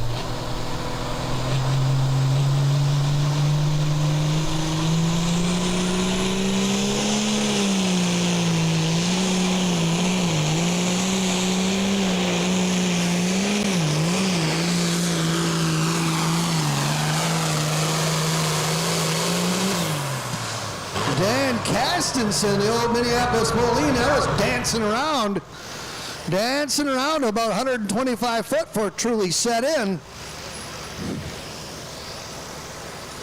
310.650, 310.650 with one more to go. Michael Baker out of Shannon, Illinois.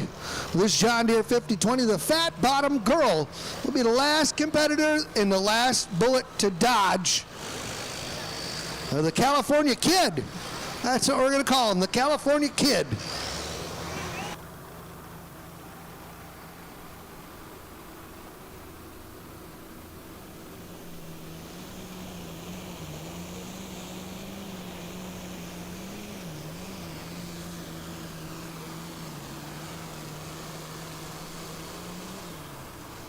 Dan Cast.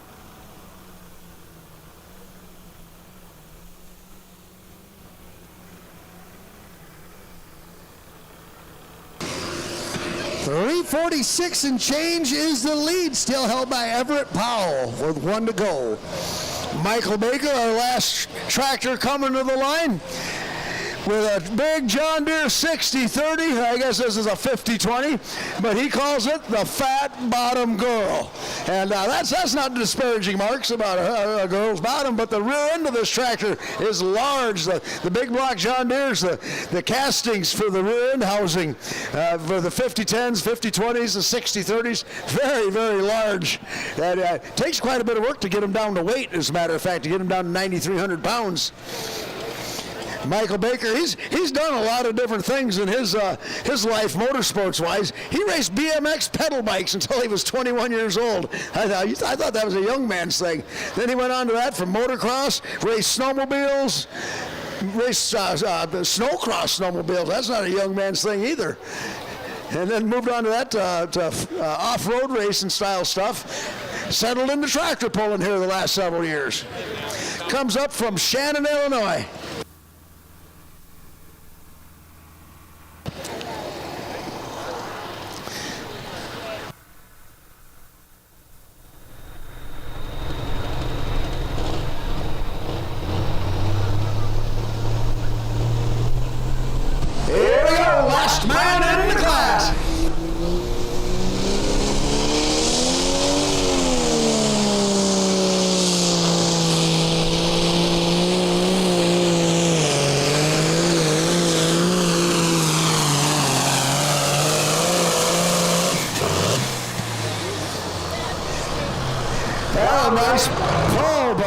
don't think he's going to get her done.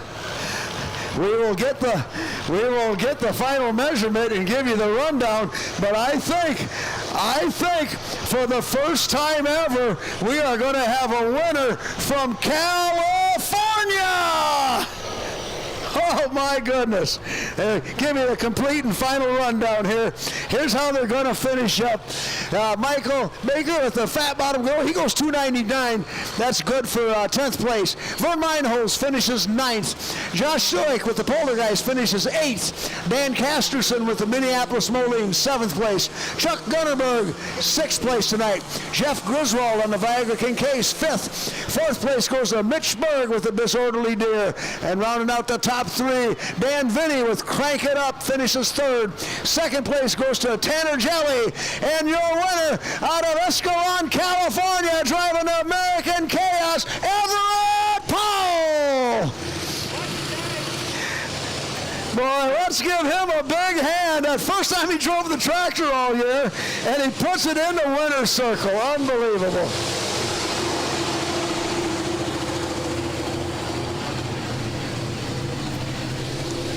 Congratulations, Edward. I got to ask you, from California to the Midwest, what got you out here to tractor pull? A lot to do with Josh Blackburn. He's the one that got us into it back here, and I'm glad we got that great relationship and all the fans. I want to thank everybody at Badger State. It's a privilege to be here and be able to do this and pull off a first tonight. Edward, you don't realize it's a privilege to have guys like you taking tractor pulling to this level, running a super farm, a diesel truck, and a pro stock. No, it's a pleasure to have you here. Thank you. Edward, congratulations. You're the #1 guy tonight. This plaque is sponsored by Meinholz Excavating. And Josh, I know you don't know me, but I've been watching you pull for many years, out in Bowling Green, Toma, all that kind of stuff. But big stuff here, so you got the right guy working with you. Yes, that is for sure. We're going to find out about the pro tomorrow night, too. Congratulations. Thank you. Congratulations, Everett. And we got hooking up to the sled now, a light alcohol super stock tractor. This is Scott Eberhardt. He's a Badger State tech official. I've seen him for years and years, and I think he's been tinkering with this tractor for years and years, and he finally got it back out to the track this year.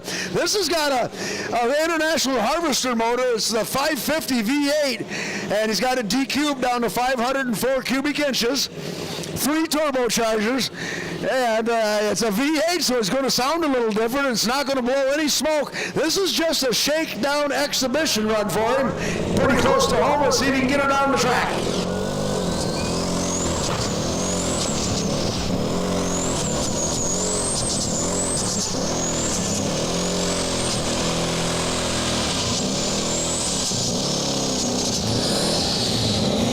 Well, he's trying to get it lit. Hopefully they'll pull him back and give him one more crack at it, if he so desires. He's trying to get it to lit. He's trying to slip the clutch, and they weren't working in unison as far as getting the RPMs up to get the turbochargers lit. And he shuts her down. I think that's going to be the end of his experimentation here tonight. He was abusing the clutch a fair amount, too, there, trying to get it to slip for him.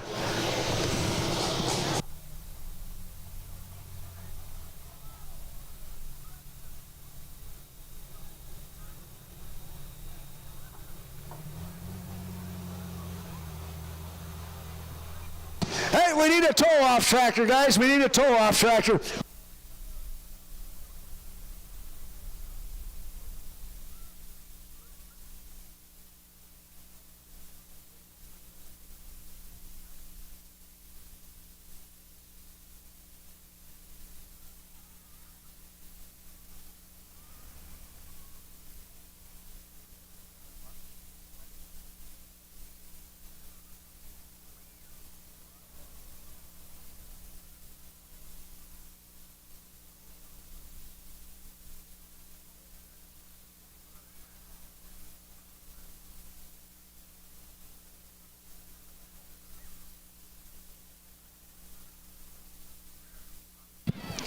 Joe gave him a tow off Scott Eberhardt. The turbos wouldn't light, but he's trying to slip the clutch, and the clutch wasn't slipping long enough to get his RPMs up to where they needed to be to build the turbocharger boost. And at that point, he's getting the clutch pretty hot, and he pulled the throttle back and says, "We gotta do a little more adjusting on the old machine before we try it again. Otherwise, you end up burning the clutch out of it, and that don't do you any good anyway."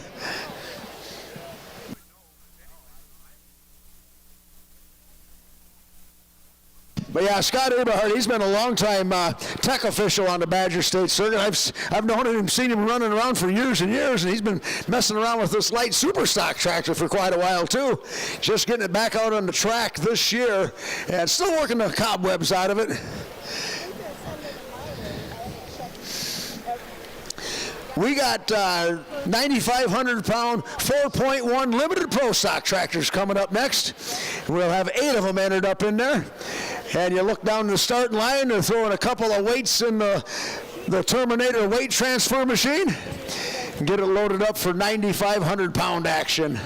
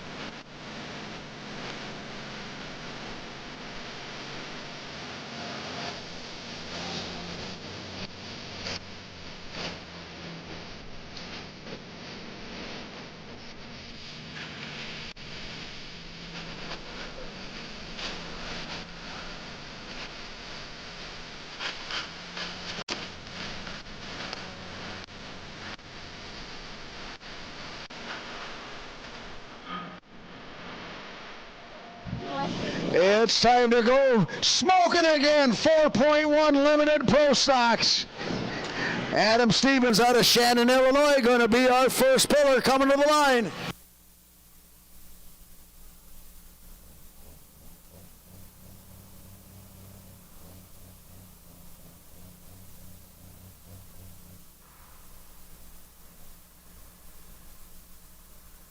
These guys come rolling in here. They weigh 9,500 pounds, 640 cubic inches, 4.1 turbocharger. That's the inlet size on the turbocharger. That's why we call them 4.1s, basically. And these guys don't get to run an intercooler. And as of right now, they still have to run an ag chassis. I think that might be on the horizon, be going component. Adam Stevens out of Shannon, going to be our test puller.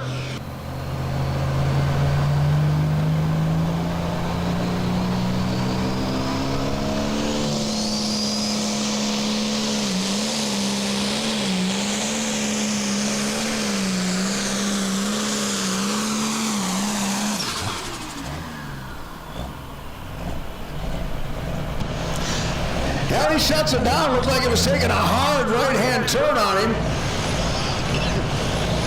Yeah, he shuts it down before he plants it out of bounds. He's our test puller, so he'll have a chance to come back.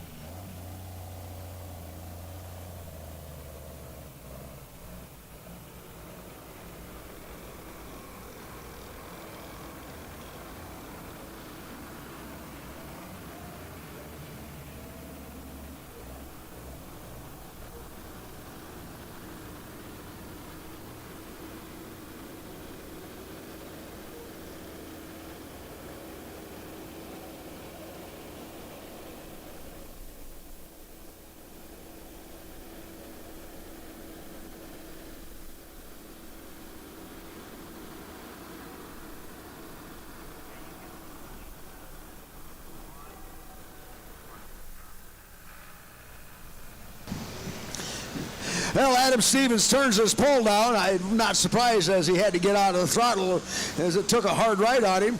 Scott Eberhardt, as they tow him back to the pit area, he goes by me here and he tells me a little fat on the top end. And what he means by that is the fuel. She's dumping a little too much fuel in her on the top end and basically drowning the motor out with too much fuel. So he's part of the tuning process, getting that tractor out on the track for the first time in several years. He's trying to get the tune up on it, and you like to start out fat and nip away at it until you get down to where the motor's happy and makes power. You don't want to start out the other way and burn it down right off the bat by running too lean. So he's pecking away at it, and he'll work on the fuel tune up a little bit before he tries it again. So Adam Stevens turns his pull down, and Tony McDonald from Darlington with Well Spent going to be setting the mark to beat here. He was our winner 1 week ago, Friday night in Monroe at the Greene County Fair, and he put on a driving clinic for him down there. He come off the line and felt that it wasn't hooking up, and he quickly pulled the throttle back and hit it again, hooked that baby up and drove it to victory.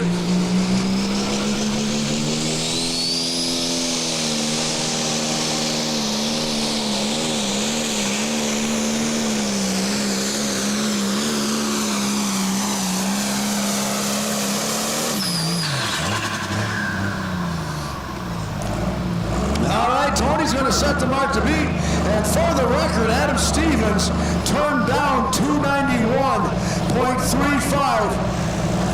291.35 is what Adam Stevens turned down, and we'll see how that compares with Tony McDonald's distance. But Adam, he took a hard right down there. That's what pulled the throttle back, I'm thinking.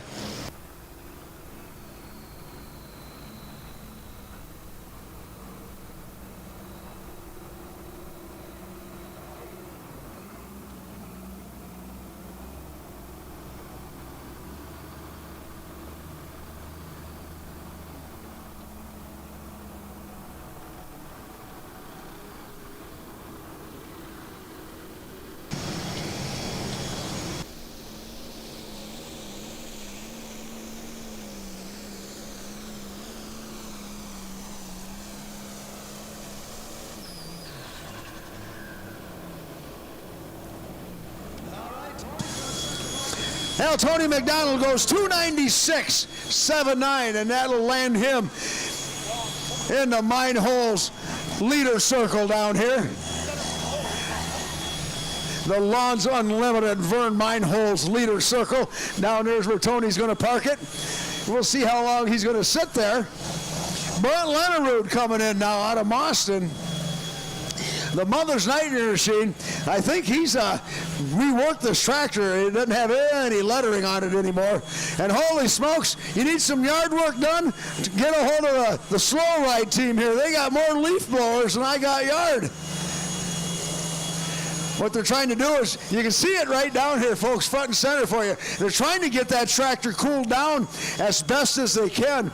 We only have 8 tractors in the class, so not a lot of time, not 16 like we had in the hot farm. Brett Leonard out of Austin with his 1466 International Harvester.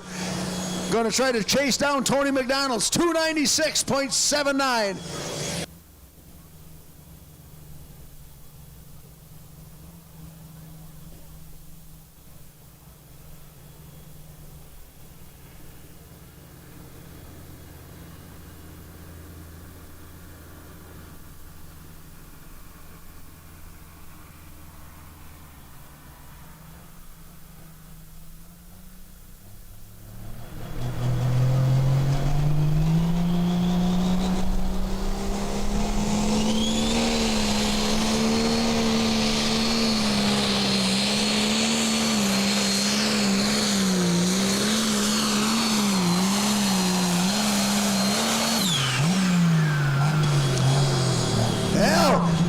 Brent Leonard hustling down through there, and he had plenty of power. I think he probably could have shifted up one more gear, as he was not hurting on the horsepower by any means.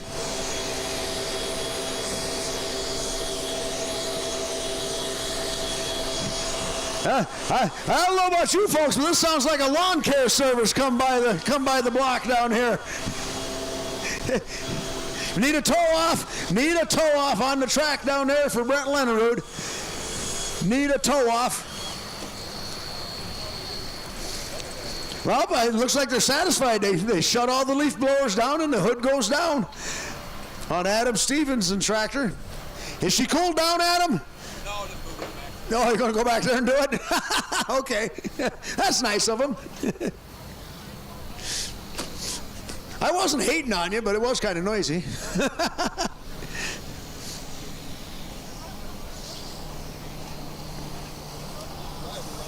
Brent Leonard goes 275.43. 275.43 for Brent Leonard. Bill Smith from Darlington will be due next to the Terminator. Ooh, and he's heading over to the right-hand side of the track. He's going to take a lesson from some of them earlier classes we've seen tonight.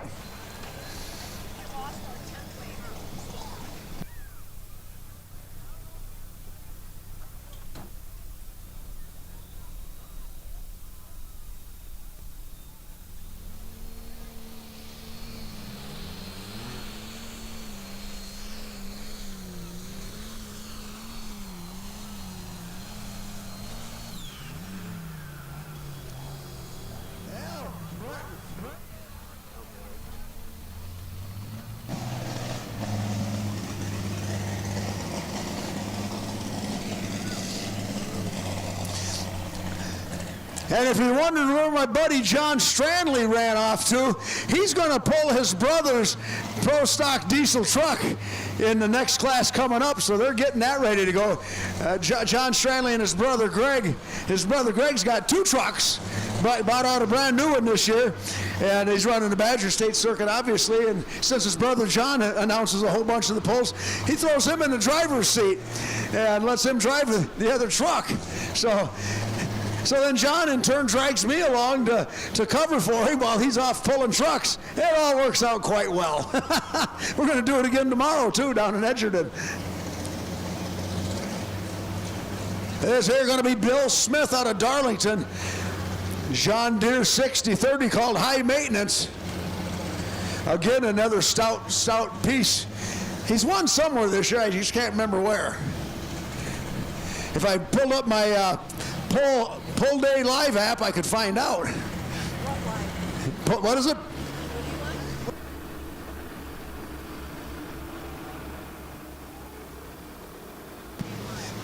Pull Day Live. The Badger State's got an app. You go to your app store and punch in Pull Day Live, and it'll bring up the app that features the Badger State Tractor Pullers and a couple other organizations. I'll tell you more in a minute. Bill Smith from Darlington, 60-30 John Deere, got the chain tight, looking to chase down 296.79. That's where a fellow Darlingtonian, I don't know if that's a word or not, another guy from Darlington sets the lead. Tony McDonald.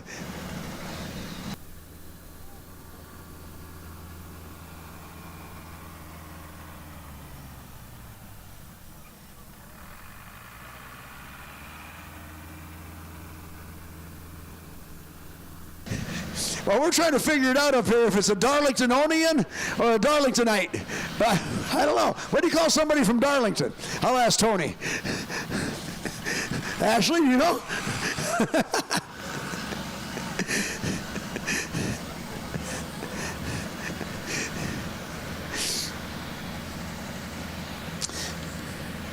All right, Bill Smith ready for the track to get clear and the green flag to come out.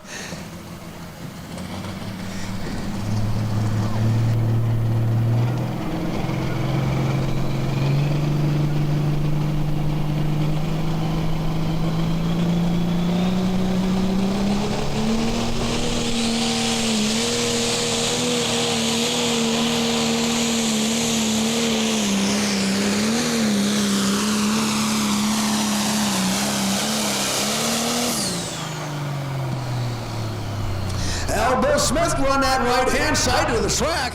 Looked pretty good, but I think the old Terminator rounded him up a little bit early.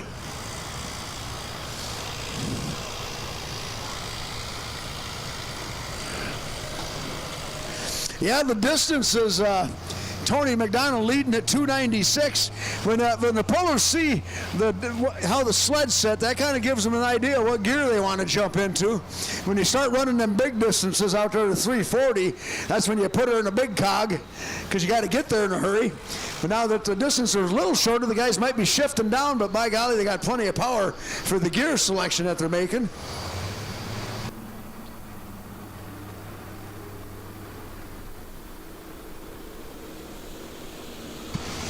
$291.358. I have to throw that in there because Adam Stevens turned down 291.350.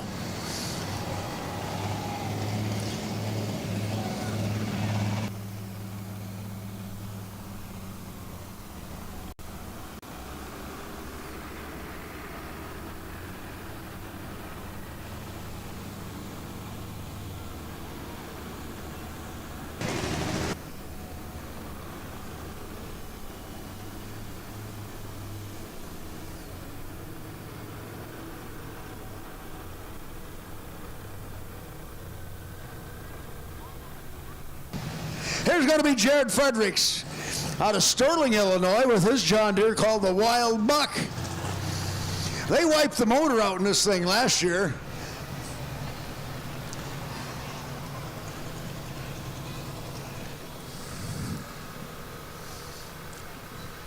Uh-oh, sounds like it lost fire as he pulls out on the track.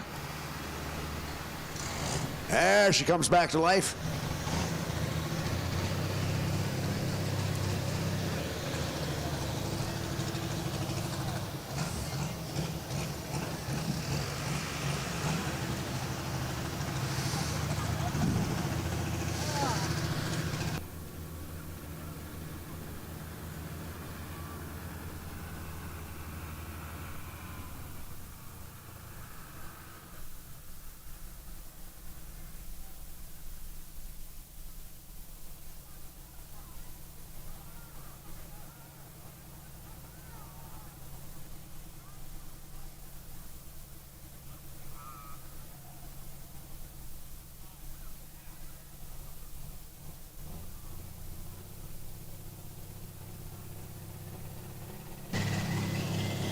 All right, Jared Frederick gets the slack out of the chain.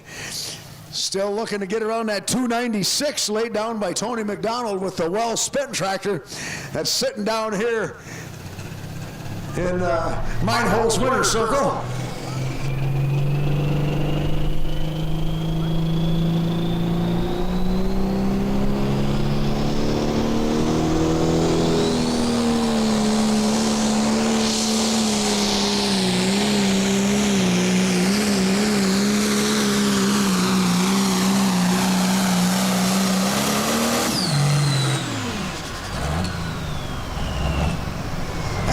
Good pass, but I just don't think he's going to get the distance necessary here tonight. And the sun pretty well gone down, and that's going to start bringing moisture up in the track. And I don't know who's in charge of the lights, but boy, if we get them light stands fired up down there, at least we can keep it somewhat illuminated as darkness starts to set in on us.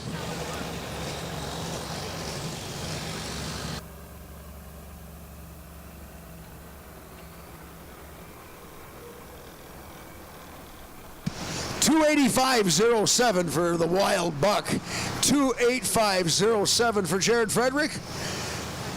Halfway through the Class of 8.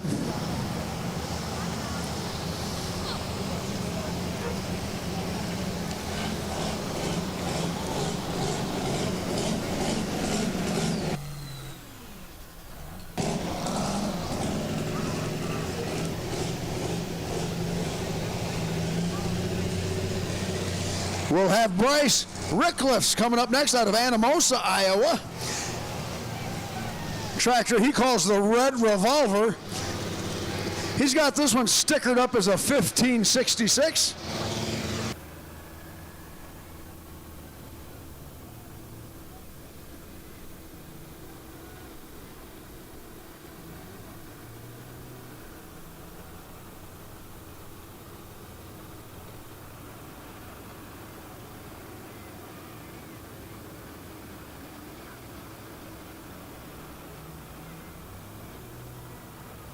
He was a winner when we started this thing off back at the end of May. We were up in Sauk City for the FFI Alumni Spring Fling Tractor Pull. And first hook of the year, and he was the winner that night.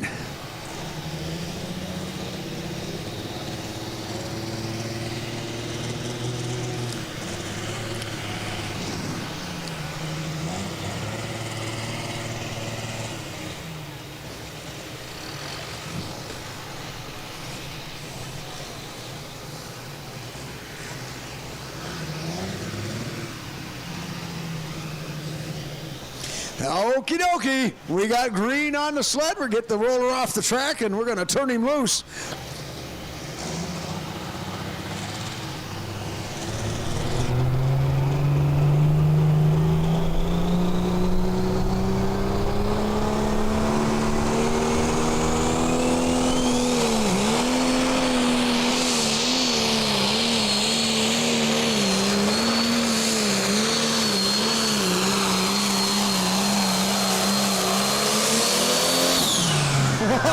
Oh, he burns it down at the end of the track. But man, he got a nice wheelie here at 150 feet. He really picked it up. He picked it up pretty high, but I don't think he come unhooked. Sometimes you get the front end that high, they might tag the wheelie bars, and when they do that, it'll unhook the back tires, slow them up a little bit, but I don't know if that happened to him. He had her hiked up pretty good, though.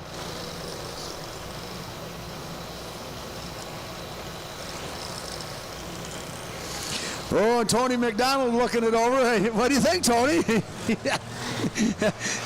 Well, he had to beat 296. Bryce Rickliffs goes 293.68. That'll put him solidly into second place, 293.68. And Tony McDonald, he breathes a sigh of relief down here as he's sitting in the Lawns Unlimited winner's circle.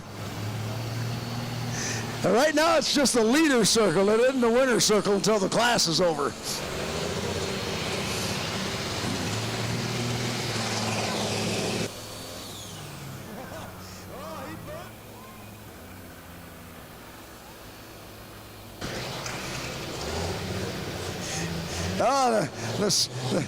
The smoke's hanging pretty heavy in the air here tonight. Holy smokes!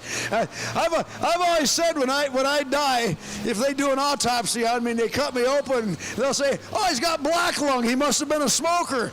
And I'll say, "No, he never smoked, but he sure did go to a lot of tractor pulls."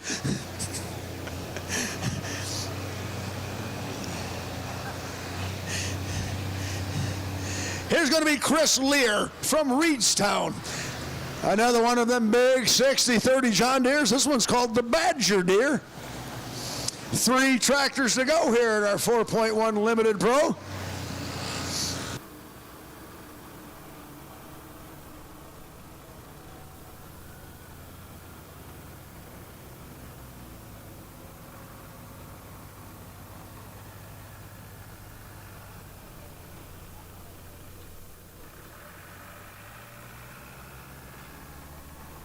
It's 50-50, right? Yes. Okay.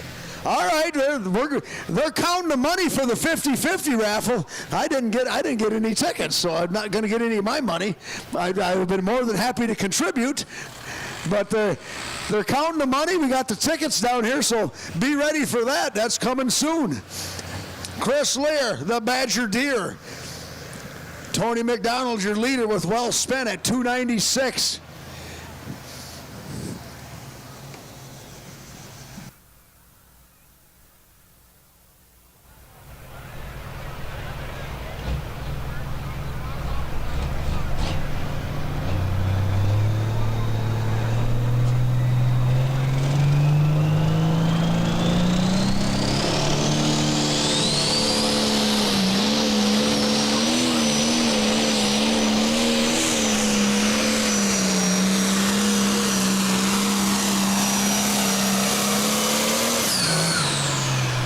That's a good-looking pull. He carried the front end very nicely.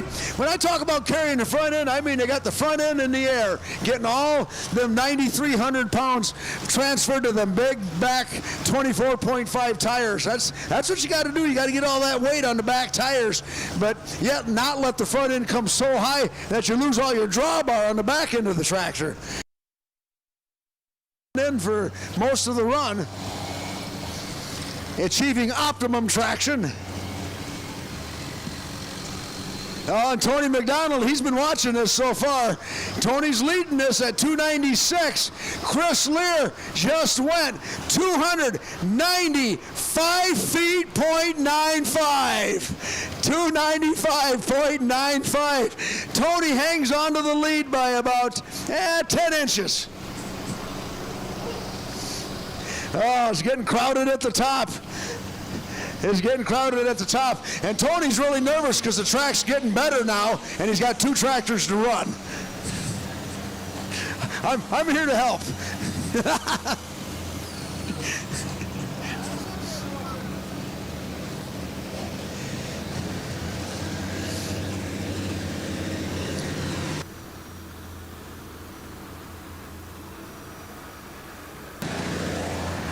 Well, Chris Lear, he put a pretty good scare into Tony. Comes up about 8 inches short. Aaron Geitzel from Heartland, Wisconsin, backing up to the sled with a case 2290. And this is a true case. This isn't a repower job. It's a true case. These case guys, they're pretty tight, and they're pretty true to their heritage. They don't repower them with the Cummins or anything else. They keep the case motors in them. Carl Kahn, he's the kind of like the guru of case pulling tractors. He lives over in Heartland, so Aaron Geitzel hangs out over at Carl's shop a lot, I'm sure. He puts the sled way over here on the left-hand side of the track. We haven't seen anybody go venturing over this far in quite a while. I think the Hot Farm guys played around over here a little bit.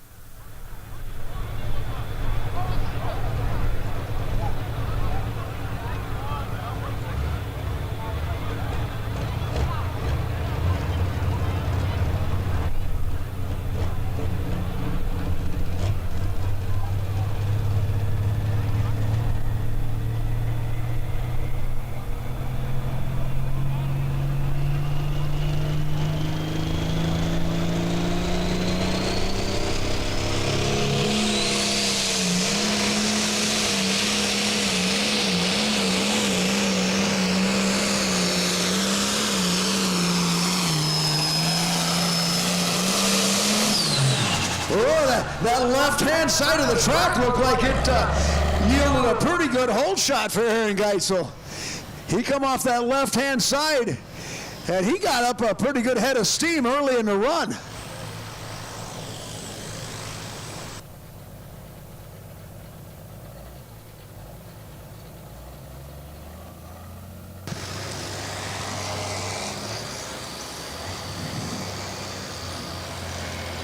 Well, he's going to come up short, 285.11. 285.11 for Aaron Geitzel.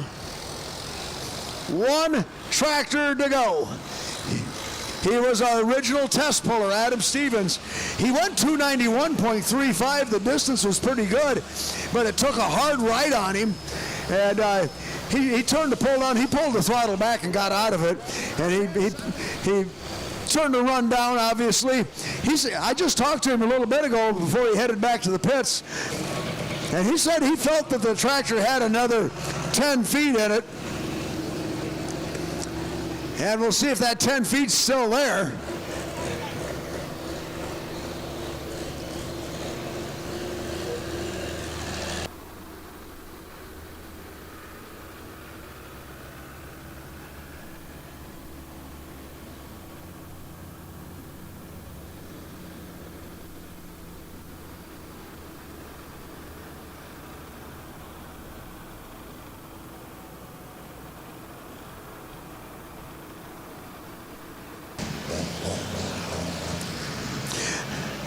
Hey, Tony, they got a question for you down here. Hey, Tony, I'm going to put you on the spot here. Do you think it's going to hold? I sure hope so. I think it will. You always have an impressive pass here. Thank you. Here we go, Adam Stevens. Boy, he puts the sled way over on the left-hand side of the track. He's going for it. He turned down 291.35. That distance actually would have been good for, looks like fourth place now, maybe fifth. Competitive distance nonetheless. But he was still moving right along, but the tractor took a hard right on him for whatever reason. So he turned the pull down. And this is gonna be the one that goes in the books. Boy, he's got the sled way over here on the left-hand side of the track. And it's got Tony McDonald's attention. He's standing up observing this here as he sits in the Vern Meinholz leader circle, which may be the winner's circle here in a minute. Last tractor to go, Adam Stevens, the slow ride out of Shannon, Illinois.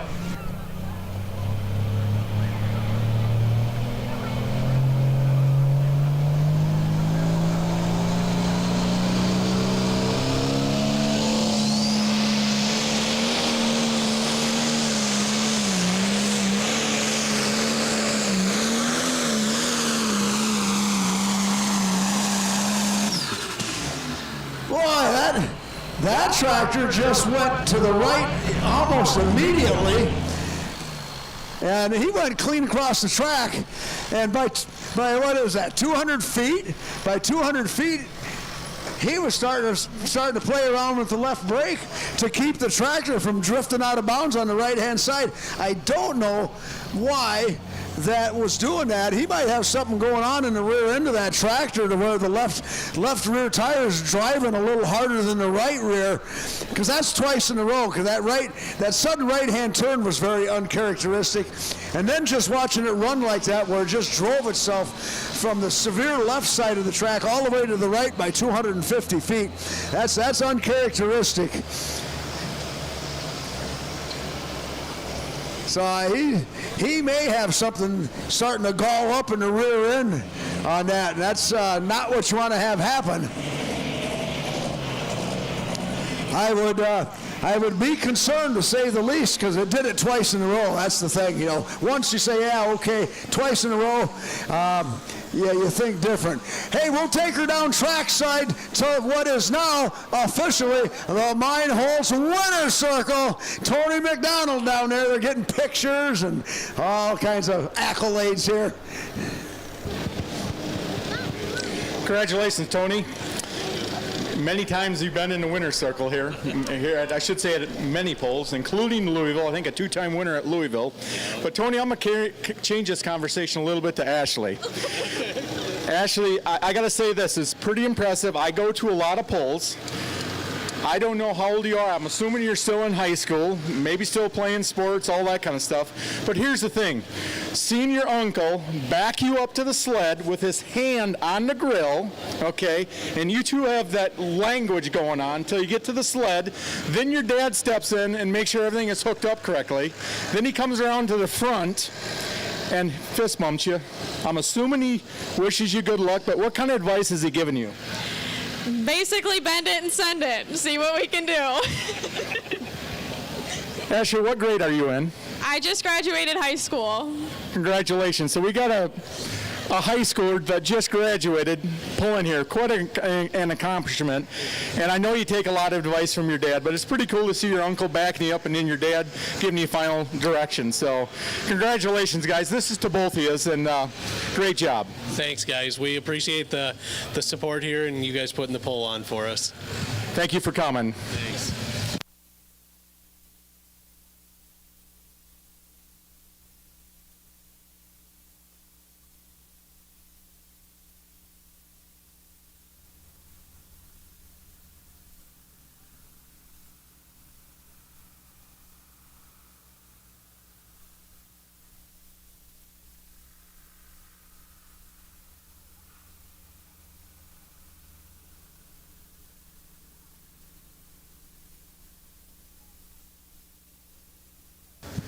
Yeah, we're going to load it up, or unload it, I guess. I'll have to see which way they're going to the weight. I see the skid steer down there. It looks like they're going to pop a weight out of the box as we get ready for pro stock diesel 4-wheel drive trucks coming up next.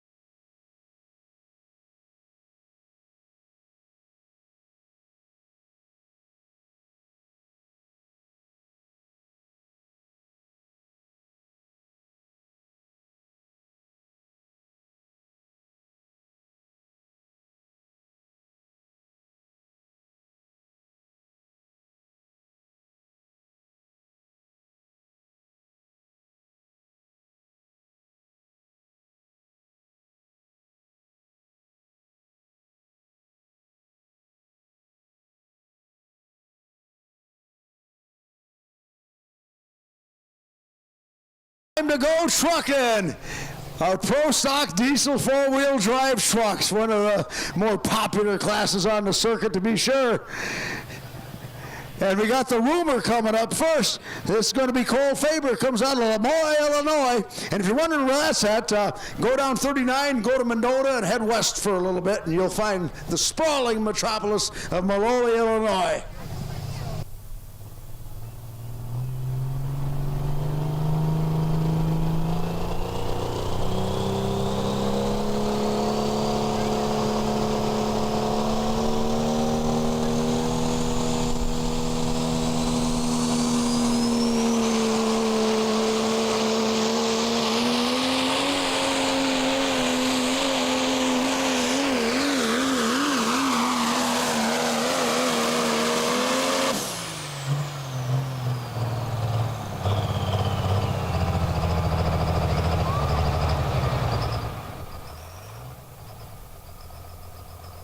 Cole Faber out of Lemoore, Illinois. The rumor has it that thing used to have a Duramax in it. Not anymore. It is now been switched over to Cummins here a few years ago. And before they took the Duramax out, they scattered it all over the track first. So that necessitated that. They knew they were going to switch over to the Cummins eventually, so they got the last run out of the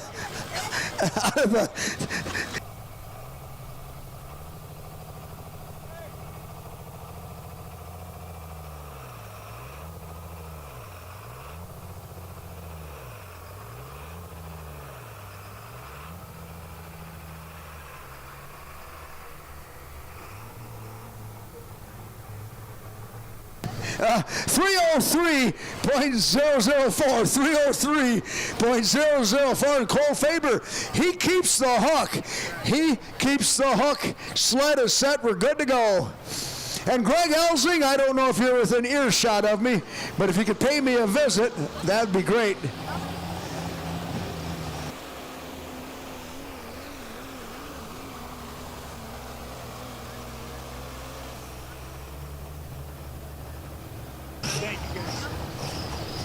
And here comes Ben Abbey out of Freeport with a new truck to him this year. He used to pull a Chevy called the Charismatic Killer. Now he's got a new truck he calls Indecisive. And I don't know, I can't make up my mind, but the truck's indecisive.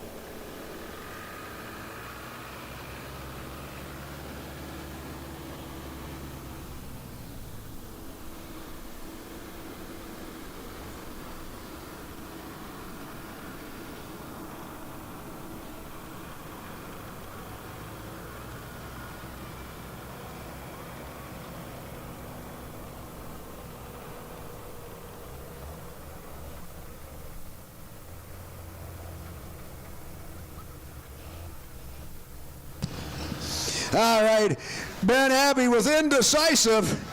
This truck's been around the block a few times. I think it's on its third owner or so, and it's been a successful truck all the time that it's been hooked to a sled. I think it was called the General last year. Are we drawing 50-50? We are. How much money we got in the 50-50? You're going to wait till this truck. Well, we can wait till this truck. How much is it? $790. Oh my gosh, 790 bone stangles on the 50-50. We're going to draw it right after Ben Abbey blasts down through here with his Dodge called Indecisive. And oh, okay. That was the total. $445 is the payout. I'd still take that.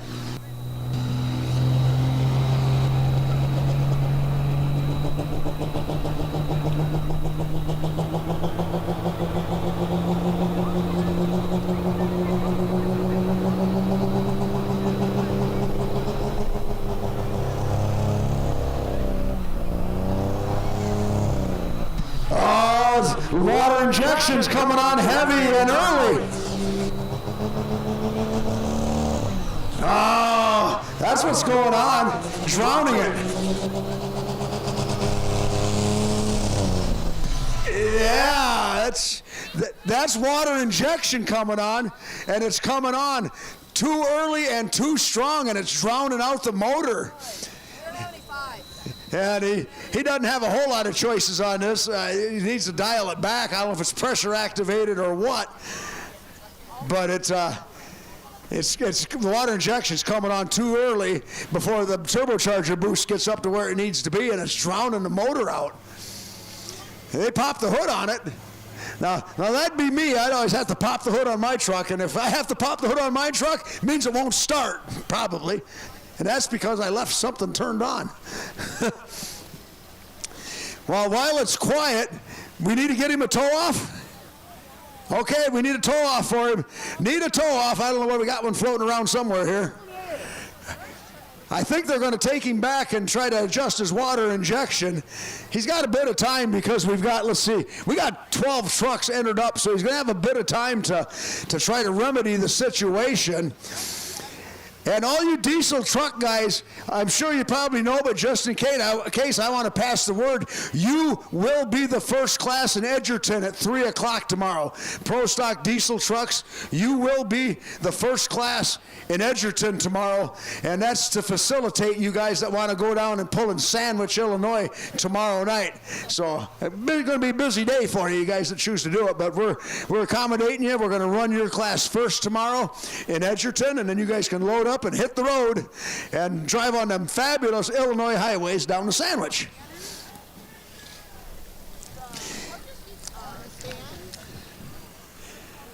Well, they're going to take Ben Abbey back and try to see what's going on with his water injection, why it's coming on way too soon and just completely drowning the motor.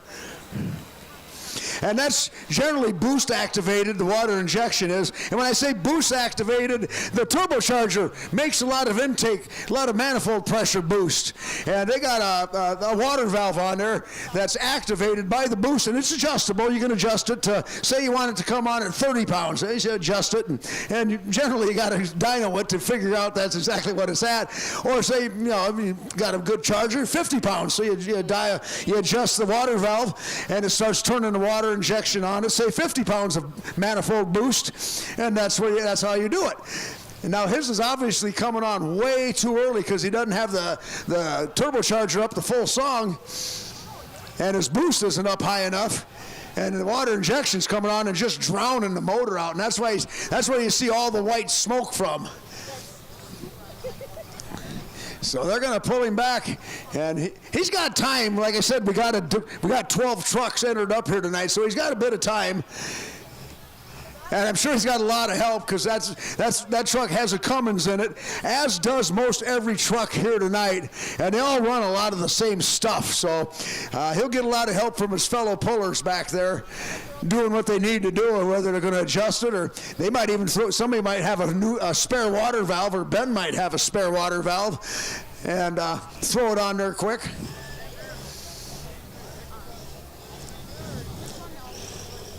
So they'll pull him back, and they're going to pop the hood on the old indecisive truck and see if it can make up its mind. Meanwhile, we're going to bring Corey Clemens out to the track with therapy session. That's what he calls this truck, therapy session. I think it's on its third owner by now, at least.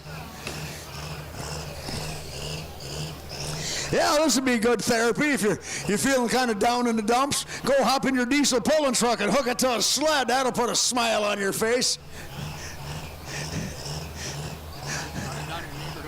Yeah, I think a therapy session would be cheaper than a pulling truck, but what do I know? Well, Cole Faber, he's our leader with the rumor truck sitting right in front of me, 303-004. This here going to be Corey Clemens.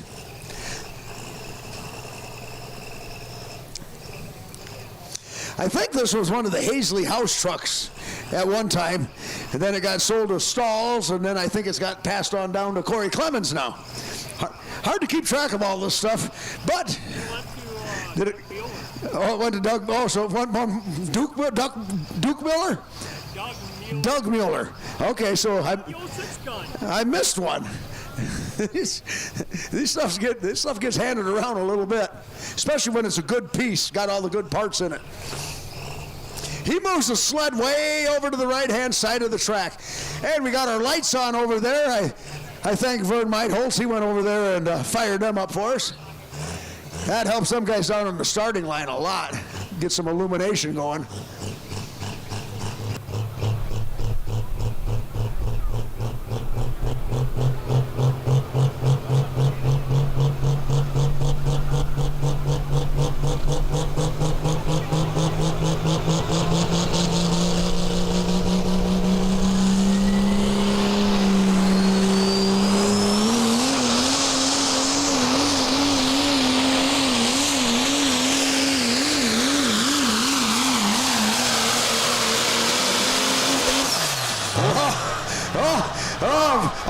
violent run. Boy, he got the bouncing and a hopping down through there. That shook him up pretty good in the cab. And you seen him come off the line. He clicked the throttle real quick, backpedaled it, and tried to get them big four-wheel tires hooked up, and then got back up the full chat in a hurry. Boy, and she got the bouncing and carried on. Okay, 50-50 time. 50-50. If you bought a ticket, get them out. We're going to draw. Now, how much is it, Melissa? Need a toe off on the track. Need a toe off. You know what that reminds me of when they say time out and everybody else, where? On the field. Yeah, no, we need a toe off on the track. 300 feet, .26 for Corey Clemens. 300 feet, .26, and we'll get him towed off there. And we'll be looking for Josh Stahl up next. Okay, here we go. 50-50, get your tickets out. Now, how much is it? $400? 400 even. 400 even. Okay, $400 even. Here's your ticket. It's a kind of a yellow ticket. Is that yellow or is that gold?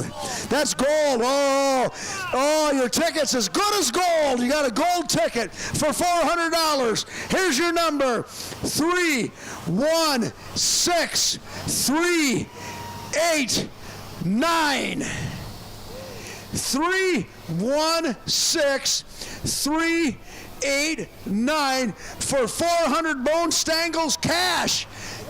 We got to come down here. We got the money right here. Melissa's got the money. Oh, look at all that money you got. Holy smokes. Okay. We got to get our ticket verified. If you got the winning ticket, come on down. Again, the winning ticket. Take a look at it. It's gold. 316-389. 316-389 for $400. Check your tickets. Check your tickets. If you got the winning ticket, come on down here to the announcer stand. We got cash. And I think the beer tent takes cash, doesn't it? Yeah. Oh, you could be very popular tonight.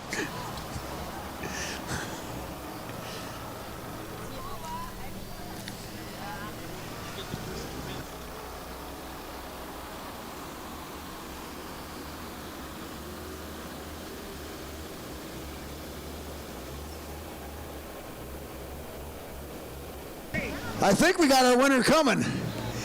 I think, she's waving her arms. Josh Stahl pulling out onto the track. We're thicker than blood. And I think we got our winner coming here. She's pretty, huh? Yeah. Okay. We got to have our ticket verified by our accounting firm of Dewey, Cheatham and Howe. That's right. Our accounting firm of Dewey, Cheatham and Howe. Got to verify it. And is it a winner? It is a winner. And you got $400. Here she is right here. Follow her up to the beer tent. She will be very popular. Congratulations. Where are you from? Black Earth? Okay, well, leave some of that money in Mazo. All right. Josh Stahl with thicker than blood hooked up to the sled. He's a good, hard runner. These guys, they're pretty good engine gurus with the Cummins pulling truck engines.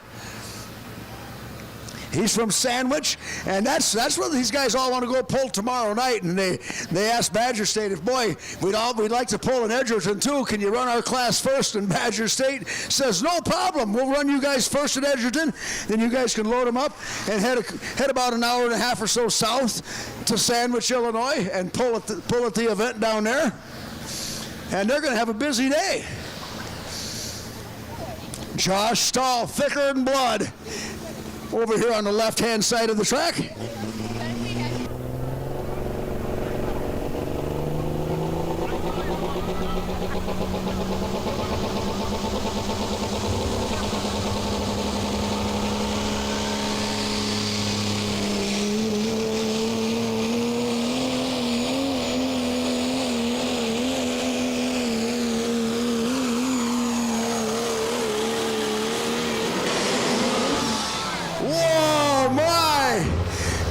I thought he was going to holler all the way out to, what is that, Highway 14 out there?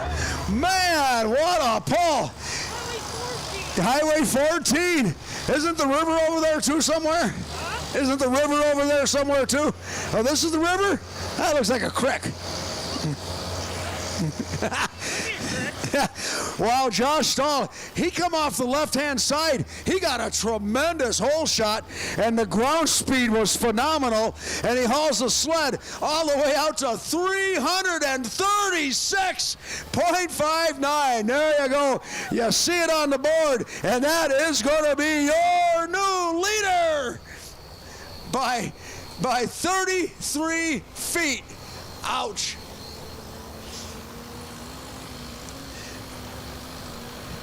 That'll make the rest of the class say, Uncle.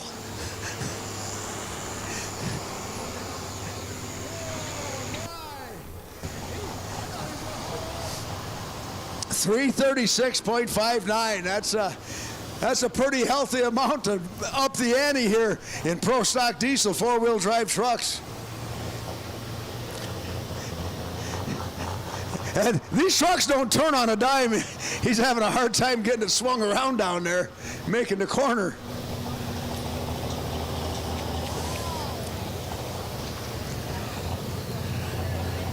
And he finished up on the left-hand side of the track, so he was pretty tight right from the get-go.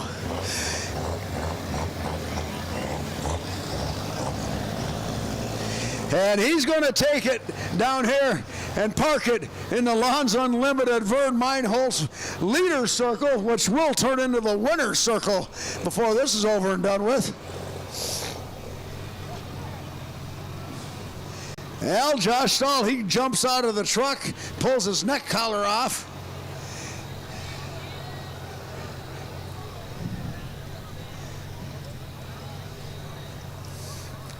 And he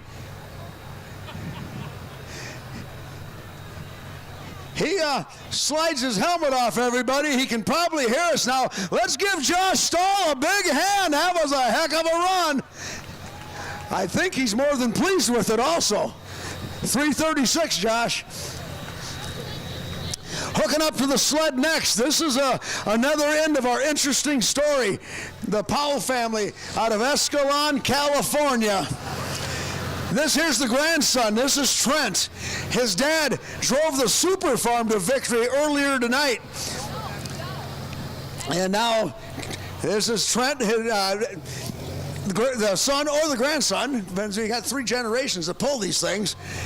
And this is Trent. He's actually hanging out at Blackburn's shop. Started there in the fall, helping them guys out, and that's where all the pulling vehicles set.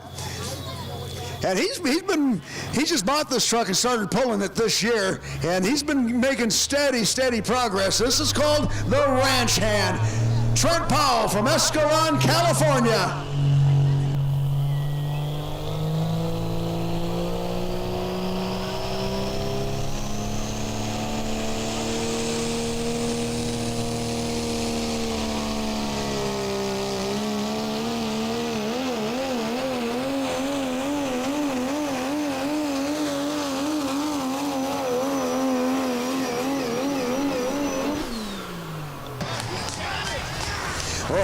Well, like father, like son. Wow, Trent Powell, he powers the Ranch Hand. He runs the left-hand side of the track from start to finish. Pretty much followed the blueprint that Josh Stahl laid down. And I'd say the Powells are pretty happy at this point.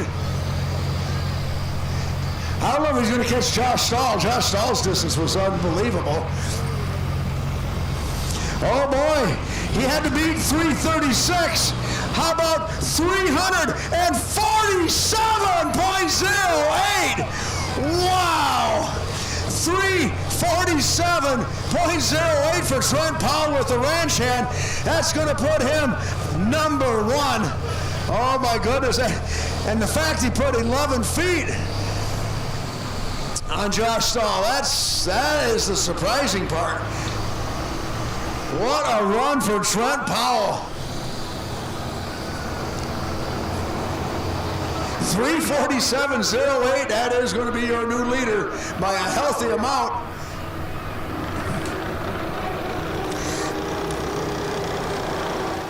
And I'll tell you, we're not halfway through the class yet, but you talk about history in the making. We've already had our first California winner here tonight, and if we got 2 out of California in the same event, I know that would be history.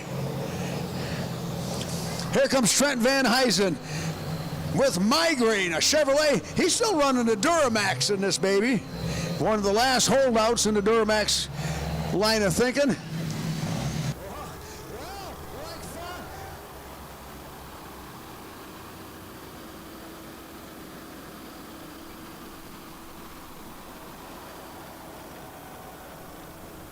Well, Josh Stahl heads back to the pit area. He'll be able to load it up and get ready for tomorrow. And meanwhile,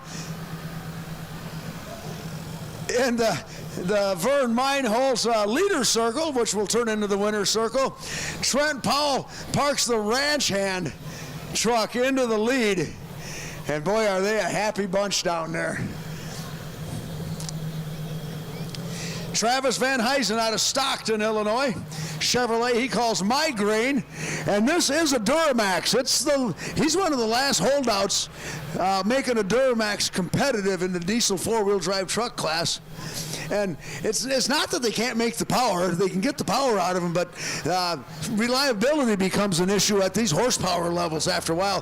Where the Cummins, they've got billet blocks. They got a whole bunch of stuff that they can stuff inside of a Cummins. Like a billet block is a great place to start. The Duramax guys aren't afforded that luxury of aftermarket parts. But he makes it run pretty good, and he'll wind us up, and it'll take a little bit longer. You'll listen to him as he winds it up. The big Duramax, they got to bring it up a little slower and a little longer. It just takes a little bit longer, but it makes good power once he gets her going. So let's look and listen.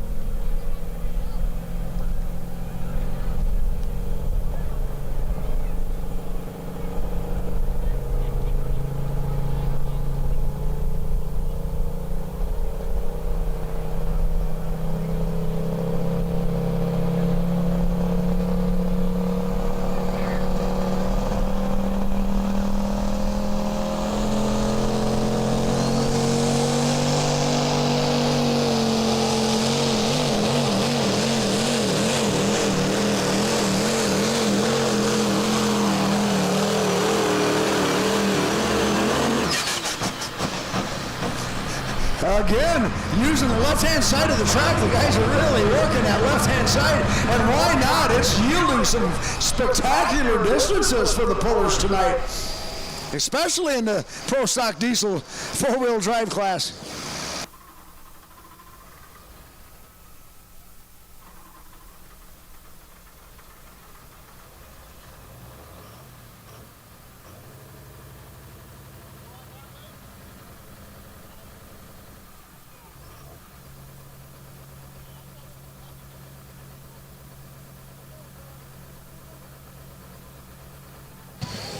Oh, you hear that back in the staging area? That's the indecisive truck. They got it fired up. I don't know exactly what they did for the water injection, but they just fired it up, and it sounds like it's building boost now. They're going to make the call. Travis Van Huysen, 330.16 for the Migraine Duramax. 330.16, very good pull for the Duramax.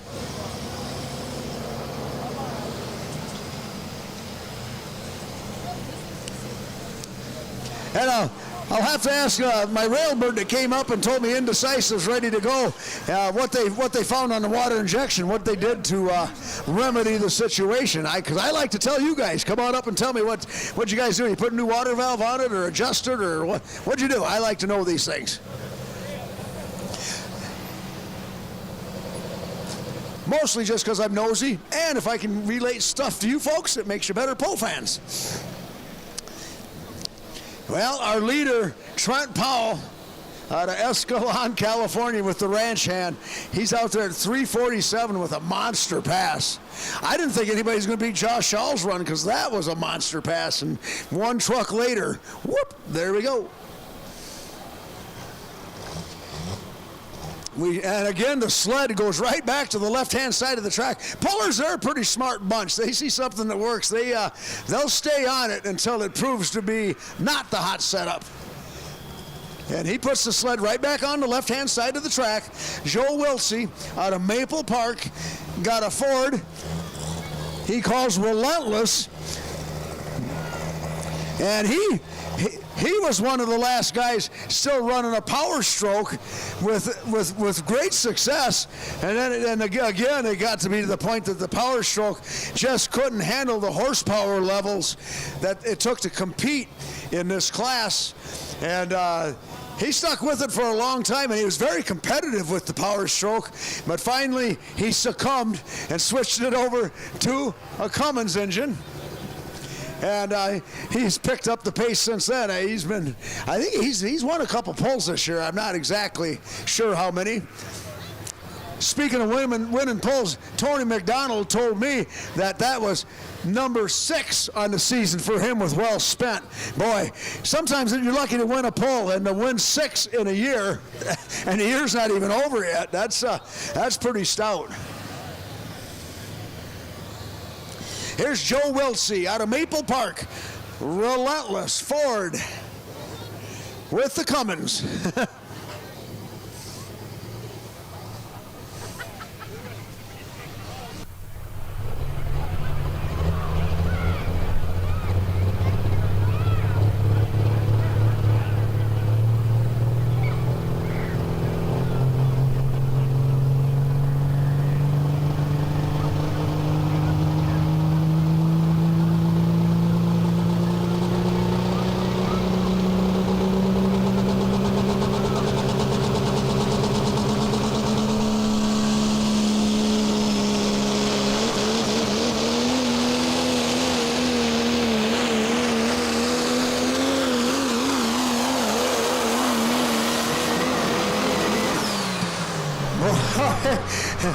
This thing's not over by any means. Joe Wiltsey, you seen him play with the throttle off the starting line. Looked like he back checked it 3 times there as he tried to get the tires hooked up. And man, these guys are developing some tremendous ground speed heading down the track. 334.46 for Joe Wiltsey, and that's going to put him in 3rd place unofficially.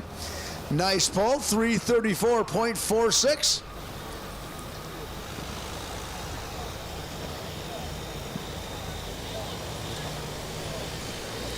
What a class of pro stock diesel 4-wheel drives. These guys are really getting some speed up heading down the track. I'm very impressed.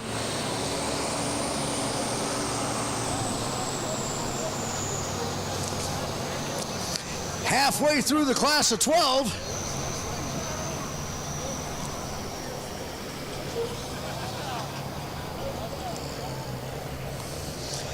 We'll have Jared Ripp with the Farmer's Nightmare coming up next. Comes just down the road from Dane.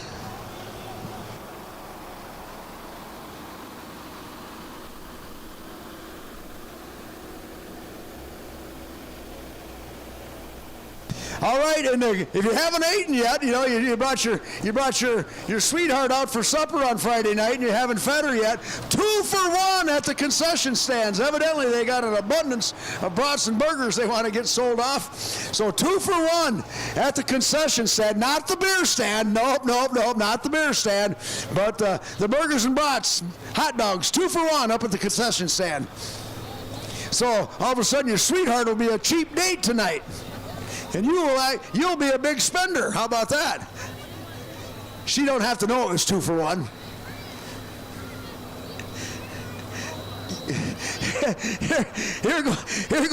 Here comes Jared Ripp, Farmer's Nightmare out of Dane, another Dodge. He's one of the originals of the pro stock diesel truck class when it was adapted to the Badger State Tractor Puller Circuit.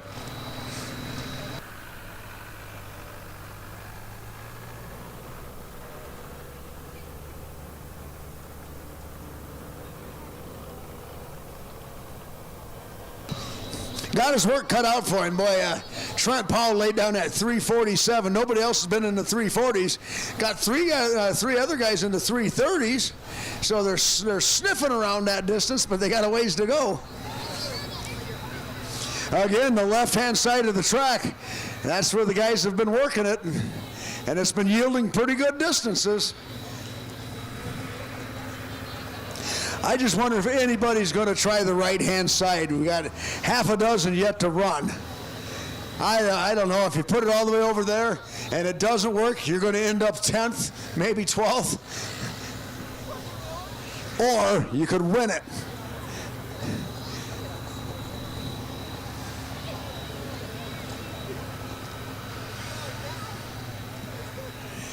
All right, the track gets clear. Green flag, Jared Rip out of Dane. The Farmer's Nightmare.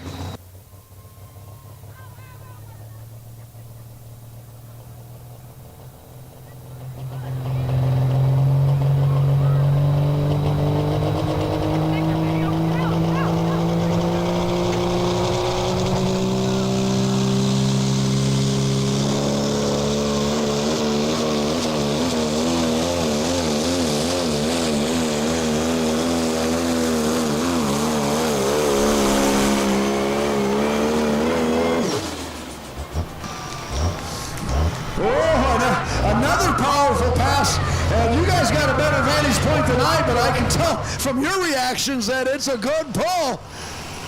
He whacked the throttle about 3 or 4 times there the first 20 feet trying to get it to hook up.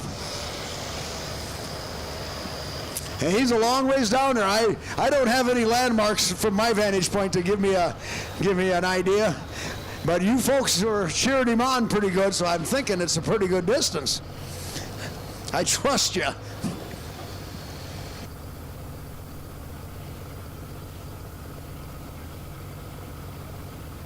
Well, you guys were right. He had to beat 347.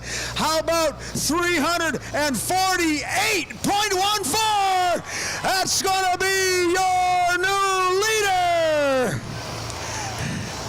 348.14.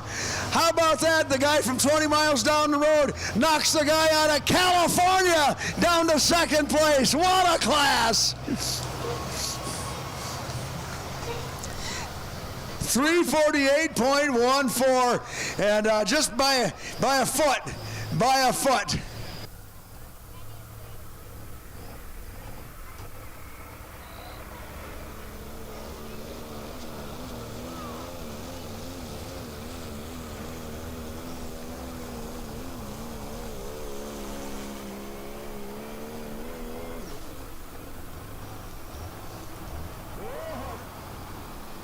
Well, there's tomorrow. That's the best part. Nice pull, boy. I didn't think anybody's going to get you. Just that close. Yeah, they'll take Trent Powell back to the pits. And I'll tell you, the Powell family, boy, what a great addition to the Badger State Tractor Pullers group. They are some nice folks. Well, now, if you're wondering where my sidekick has, actually, he's your announcer of record. I'm just filler. Here's John Strandley. He was up here earlier, and he is jumping in his brother's truck.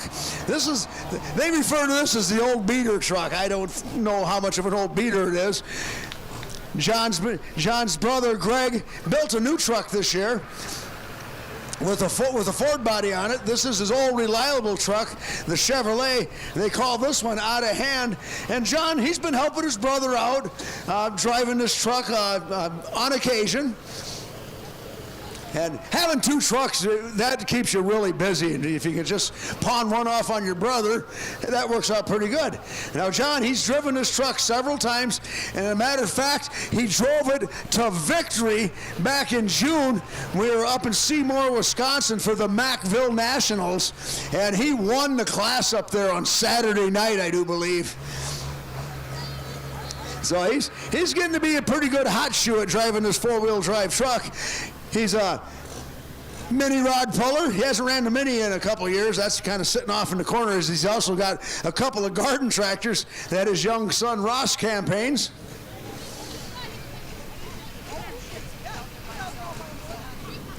He's got his work cut out for him now, boy. I tell you what, Jared Ripp laid down that 348.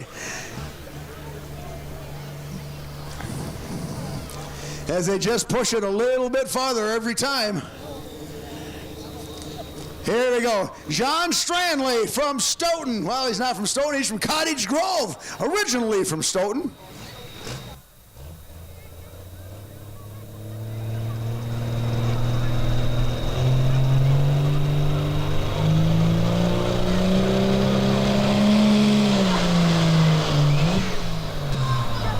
Got it.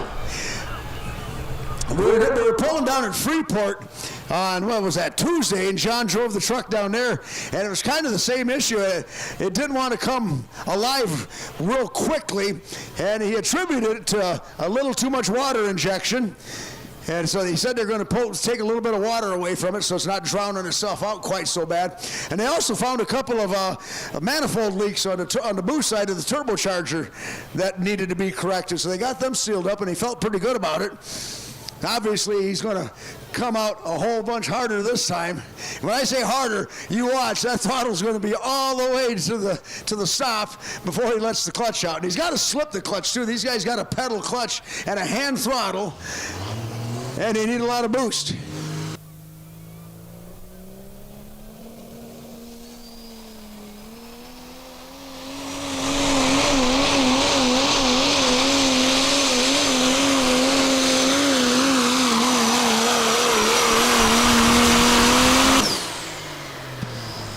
He had her wicked up that time. There was no way in the world he was going to snuff her twice.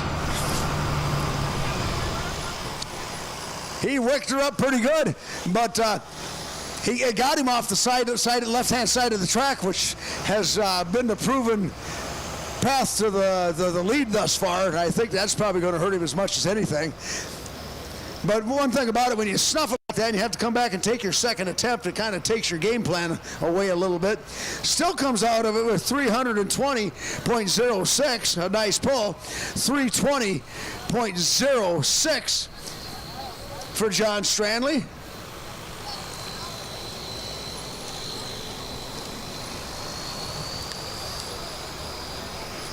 He'll be coming up, followed up by his brother Greg, who owns the trucks. And this next one coming up is a brand new truck this year.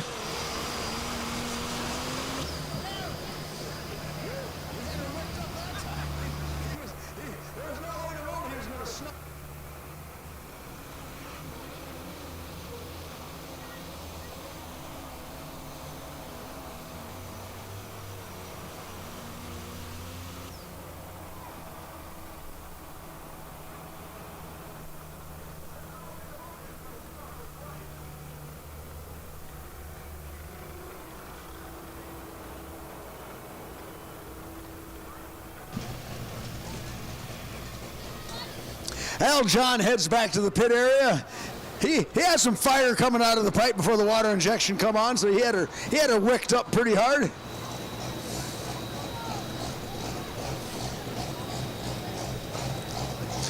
And here comes John's younger brother, Greg, the owner of the trucks.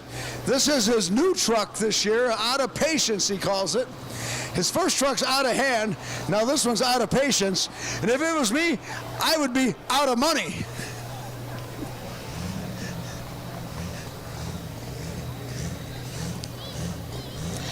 The very first pull of the year up in Sauk City back at the end of May. This was the very first run for this brand new truck, and he blew the turbocharger in spectacular fashion. I mean, it was junk. It was one of the better turbo blow-ups I've seen in my years, and I've seen a lot of turbos get junked out. Got her fixed up, made the very next event. This baby's got all the good stuff. It's got a billet aluminum block under the billet aluminum cylinder head. All Cummins powered. Got his work cut out for him. His fellow competitors, they're not making it easy on any of these guys tonight. Jared Ripp out there at 348.14, your leader.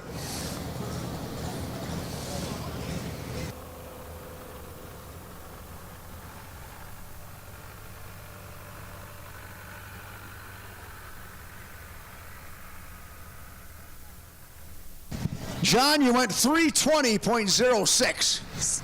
320.06. Hey, you got her to light the second time. You had fire out of the pipe, too. That was cool.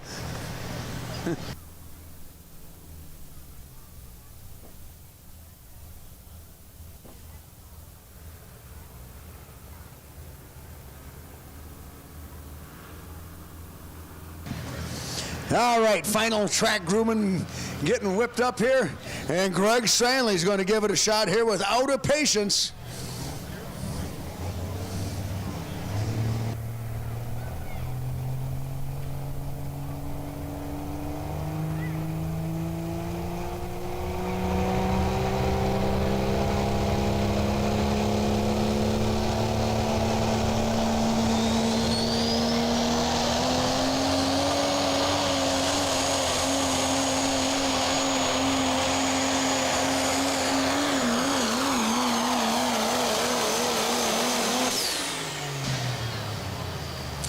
Well, he was able to keep it over there on what is perceived the preferred line on the left-hand side.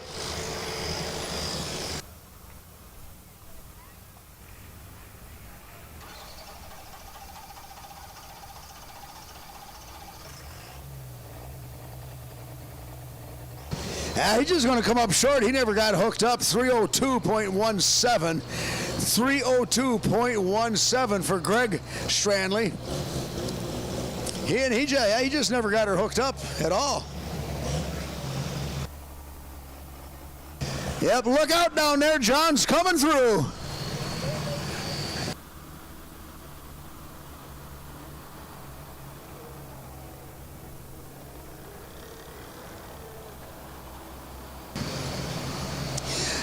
Well, we're getting them whittled down. 3 trucks to go. Sean Pooler out of Johnson's Creek will be coming up next, followed by Ryan Diedolf, and then we'll have Ben Abbey coming back with the indecisive truck.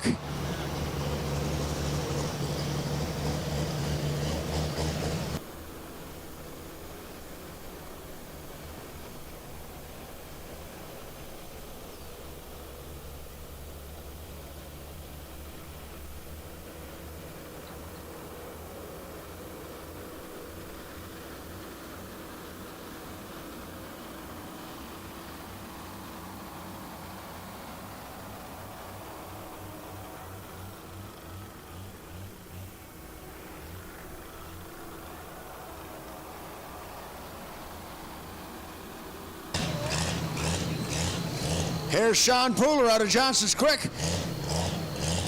Chevrolet, he calls it end game. Got a pretty nice lope to it.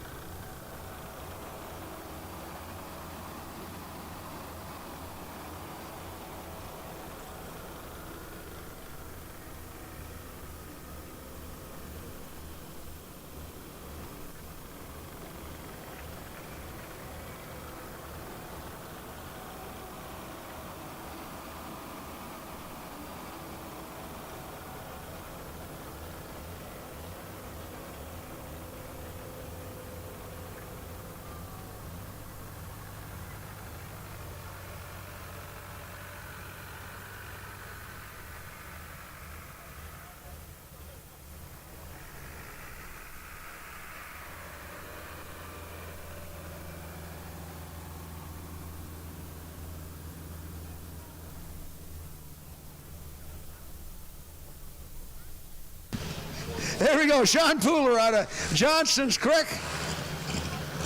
And you remember Larry and Lori Wolf of Wolfgang Warrior fame from years gone by in the Super Farm class. This is their nephew. Yeah, Sean, he used to be just a little tyke running around the poles years ago. And now here he is on the track competing.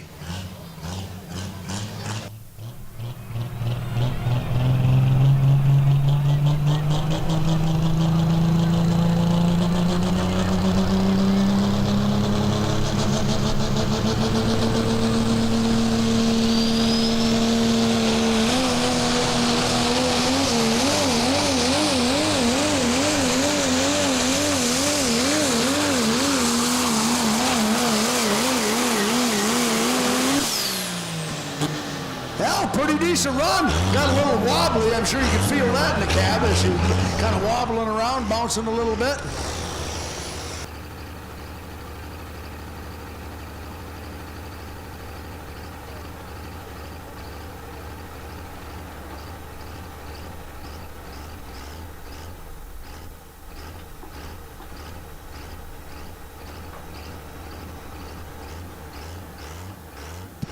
Now, 3:15.67 for Sean Pooler. Nice run, 3:15.67.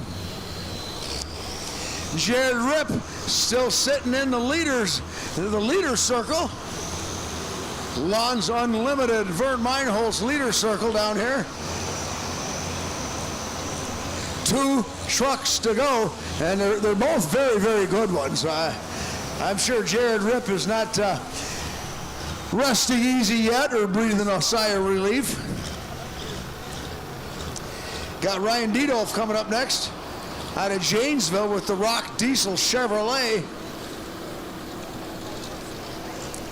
Then Ben Abbey will bring it up the end of the class with the Indecisive Dodge.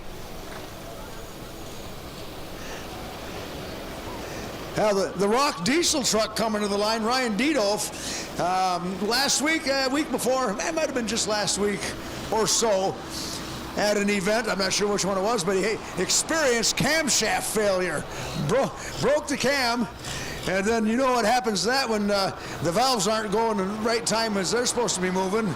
So it got a new top end, let's put it that way, and a new camshaft.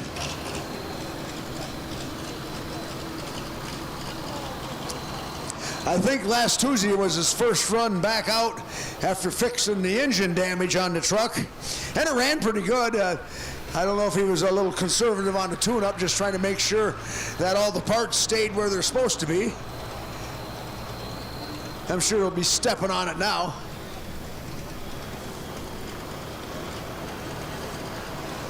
I'm trying to think if he won that first pull back in Sauk City. Something tells me he did, but I can't say for sure. When you're going by sheer memory at my age, it's a crapshoot. Here we go, Ryan Diedolf, the Rock Diesel Chevrolet out of Janesville. Beautiful truck.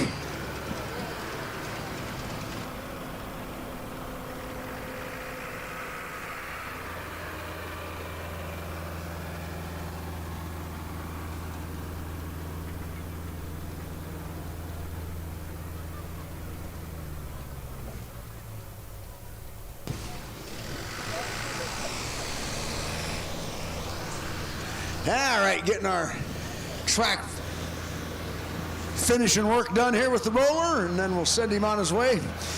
And it's been for a while now. Jared Ripp holding the #1 spot. He laid that down with the 8th hook of the class.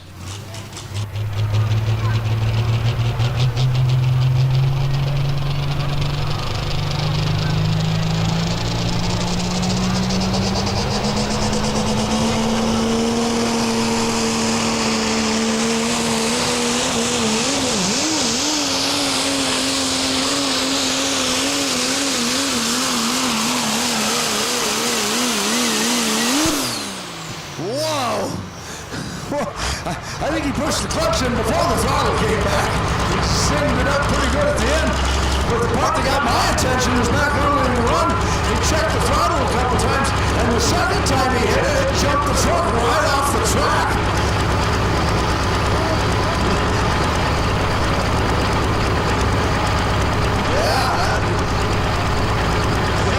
Truck jumping off the track, he had all 4 wheels off the track. One thing for sure, that will stress test the drive line.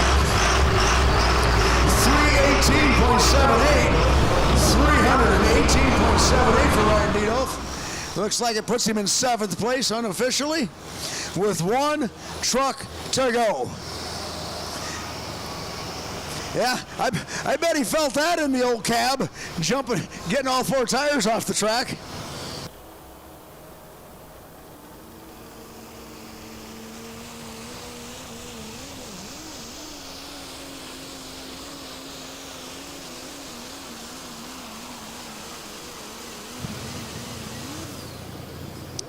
Well, one truck between Jared, Rip, and victory here in Mazomanie tonight. And this here's a good one. Ben Abbey out of Freeport. Truck he calls Indecisive. And this truck's been around, and I think he's like the third owner of it, and everybody that's owned it has been a winner with it. He was supposed to hook at the second hook of the class, and he couldn't even get it off the line because the water injection was coming on way too soon and drowning the motor out. So they pulled it back in the pit area, and I'm not sure what they did, but they got it solved because I heard him winding it up back there, and it was building boost. So whatever they did got it solved. And I don't know, it might have been a boost sensor that was bad, or the water injection valve was bad, or just needed adjustment. But they got her dialed back to where they think it should be. He's got a tough task ahead of him, 348.14, Jared Rip with the Farmer's Nightmare.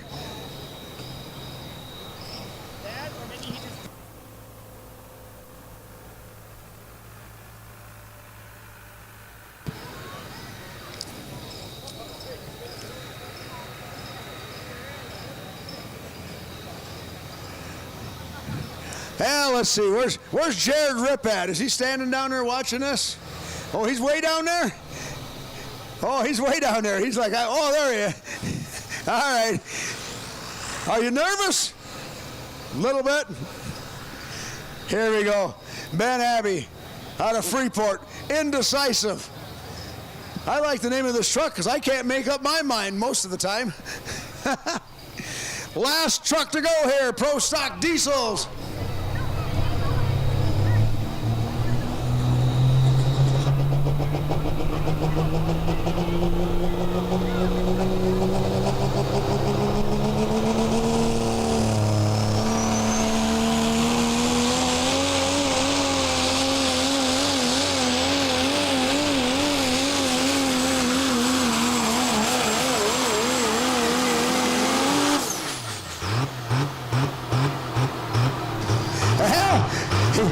Evidently, he got his water injection problem sorted out. That didn't hurt him a bit. Nice pull.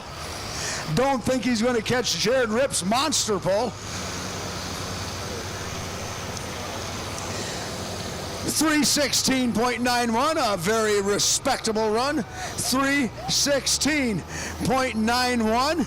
And I'll give you your official rundown here before we take it trackside. And here's how they're going to finish up. Corey Clemens with the therapy sessions finishes 12th. Greg Stranley out of patience 11th. The Rumor Cole Faber 10th. Sean Pooler 9th. The last man down the track, Ben Abbey, is going to finish 8th here tonight. Ryan Diedolf with the Rock Chevy finishes 7th. My buddy John Stranley, he finishes in 6th here tonight. Nice job, John.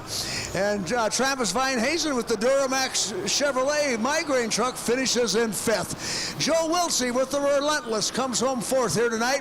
Josh Stahl, he laid down a run that I didn't think was going to be beat, ends up in 3rd place here tonight.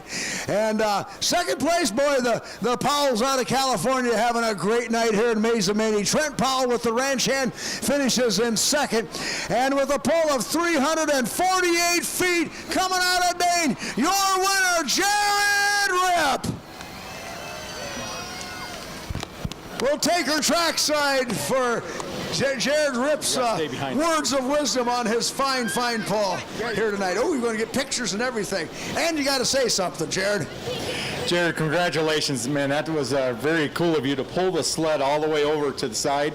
That was taking some clever thinking and a little bit of guts there, but great job there. Yeah, it kind of started pulling me towards the sideline there on the end. I got a little nervous, but I figured if I kept over one wheel track, it might be enough there to get me through the end, and it did, so. Congratulations. I just got to make a note here. Mazomanie, this is a very humble man. I've talked to him for many years. He's been here before as in the winner's circle, but what a genuine, humble man, and that sticks out. That does stick out, very humble person. Thank you. Congratulations. This first place plaque is sponsored by Midwest Heavy Duty. First place here at the River Rumble, and I know you have more plaques than this one, so great job. Yeah, thanks for having us. Thanks for having us. Appreciate it. You bet. See you next year. Thank you.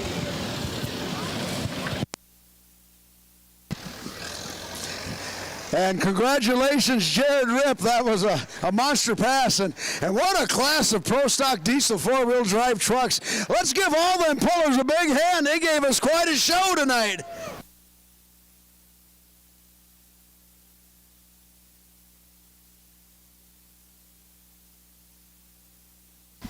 Yeah, that was some stuff. 12 of them made it to the line here tonight. One class to go. We got light pro stocks going to round out the action for us here tonight. Meanwhile, they're making adjustments to the weight transfer machine down there. I don't know if they're putting weight in or taking it out. I imagine they had to put a little bit in it. Again, we want to thank some of our great sponsors here for River Rumble 2.0. Kalsher Implement, Premier Co-op, Modern Heating and Cooling, Enders Insurance, Wisconsin Distributors, O'Connell Electric, Lawns Unlimited, Lake Ridge Bank, BLF Dirtworks, The Shoebox, Double B Services, Hartung Brothers,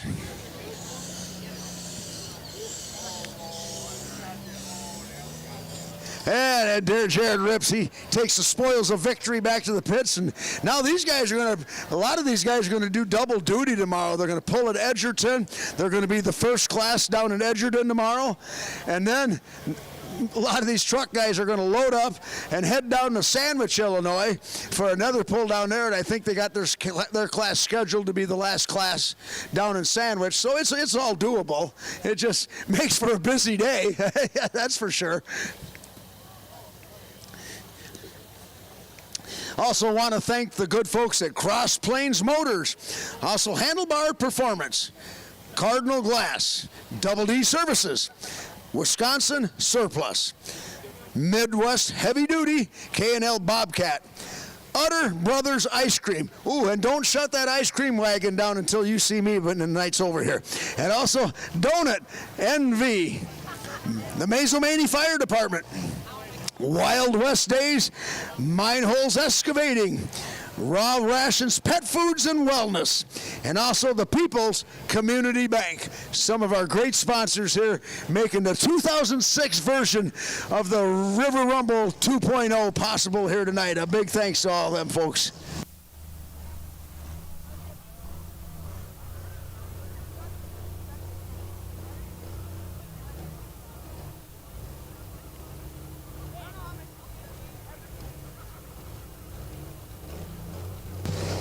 Ooh, we got 8 of them entered up here in light pro stock. This is going to be good. Alan Cook from Wilton on the Black Thunder International. I think it's a 5488. He's been the cream of the crop thus far this year in light pro stock action, with several convincing victories on the circuit. So he'll be a good one to set the sled for us, although he might end up running twice if he does too good. But yeah, this has been the guy that's been the benchmark thus far this year. Al Paulson, going to watch him down here. And these guys are staying over here on the left-hand side of the track. Are you going to try the right side, Al? We'll see. Okay.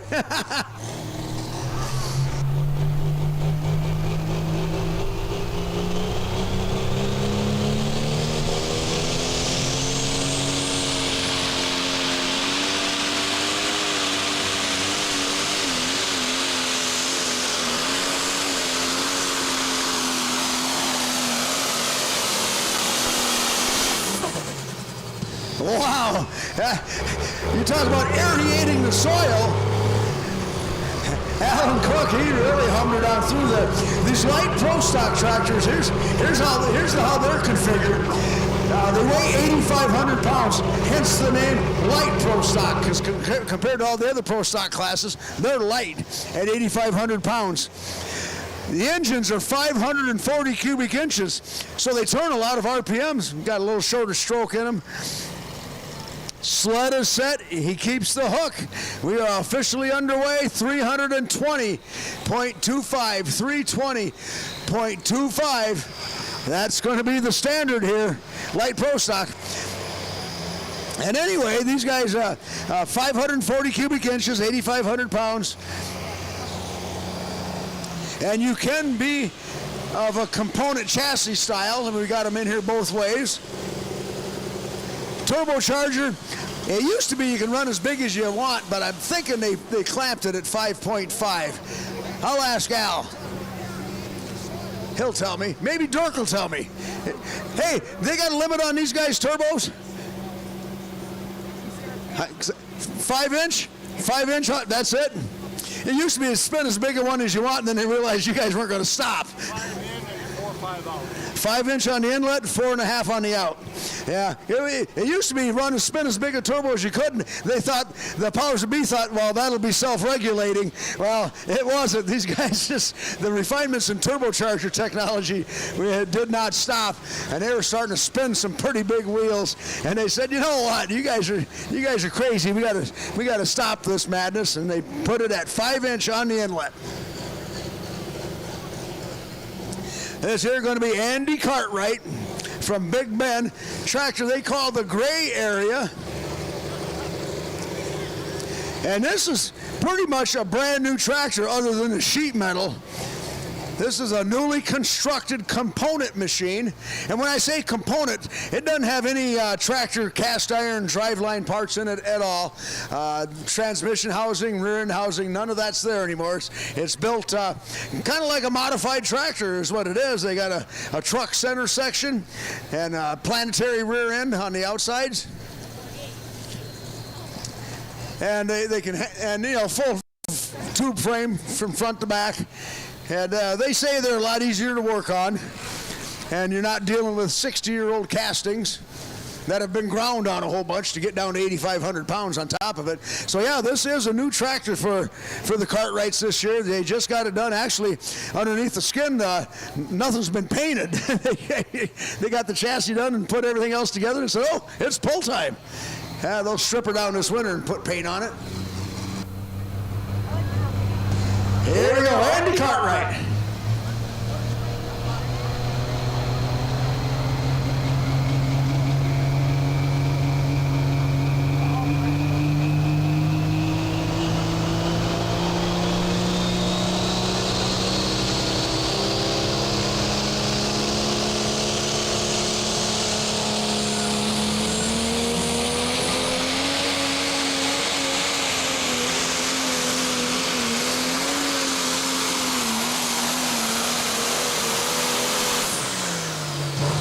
Wow, that is humming the hides. Andy Cartwright with the gray area.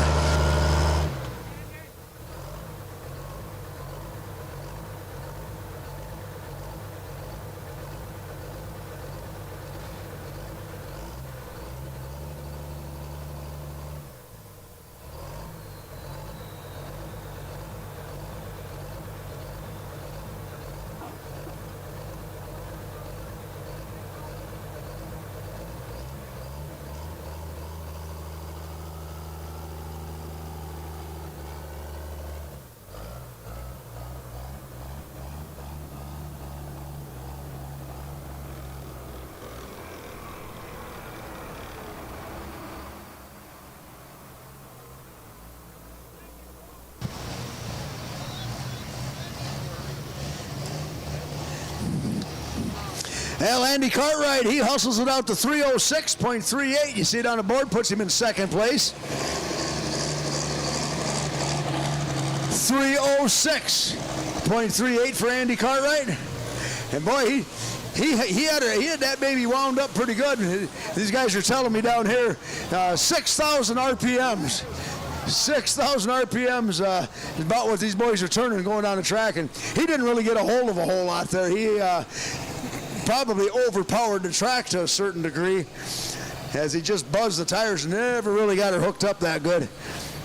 But yeah, 6,000 RPMs. Now you got to remember a stock farm tractor, what, 2,800 I believe. And these are still 6-cylinder engines, although highly modified, and a lot of billet parts in them, and aftermarket blocks. But yeah, 6,000 RPMs, that's a winging her pretty good. This here is going to be Ron Ament out of Farley, Iowa. Tractor he calls Just Passing Through. Glad to have him here in Mazomanie tonight, joining our Badger State contingent. He comes around, he doesn't run the full circuit. He's got a lot of pulling he can do over closer to home, but he gets an off day. He'll come on over here across the Big Muddy and play with the Badger State guys. Glad to have him. Ron Ament out of Farley, just passing through. He'd like to pass through 320 feet right now and take over the lead.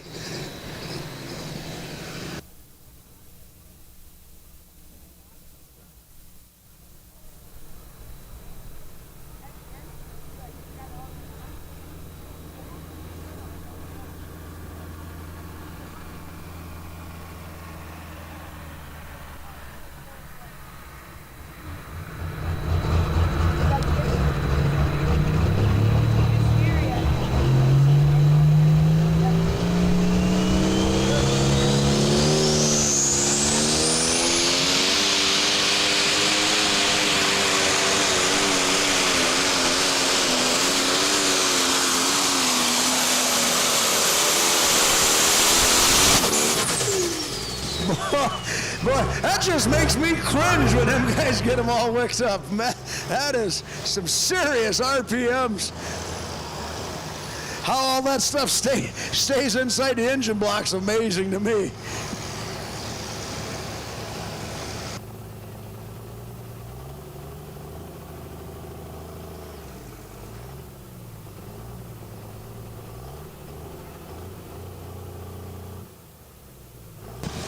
Oh, he had to beat 320. He gives it a good run. 319.97. Oh, boy, let's see. According to my Platteville High School math, that's about 3 inches short. Had to beat 320.25. He goes 319.97. 3 or 4 inches, probably 3, really. When you switch over to the Dewey Decimal System, I struggle a little bit. Good, strong pass for Ron Ament out of Farley, Iowa.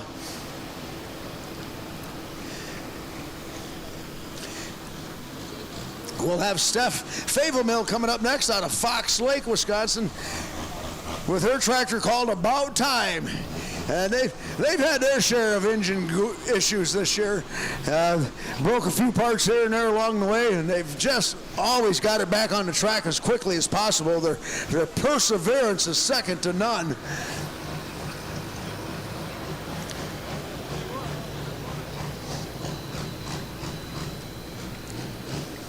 And I was talking to Andy Cartwright earlier, and a lot of their parts are in Stephanie's tractor right now, so she can hopefully finish out the season. But that's just how pullers are, boy. You need something, if they got it, they will lend it to you, sell it to you, give it to you, whatever it takes to get you back on the track. Because pullers, they like competition. They don't like to see anybody sitting in the shop broke down, needing a part, and you're sitting there with the part, and you're like, I got the part she needs, but I'm not going to give it to her. No, that's not how these guys roll. They help each other out every chance they can. So Stephanie Favelmill from Fox Lake calls the tractor About Time. And this was a total redo on this tractor over the winter, but then they started having engine gremlins here this year, and they've been fixing them as they go along for sure.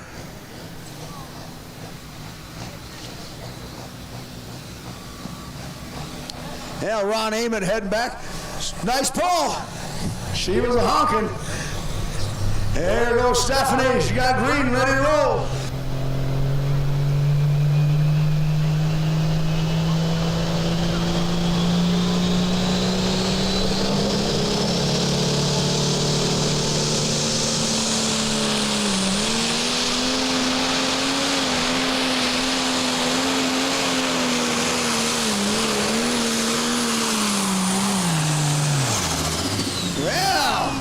Boy, she got it wound up and hooked up, and it ultimately snuffed it out at the end of the run.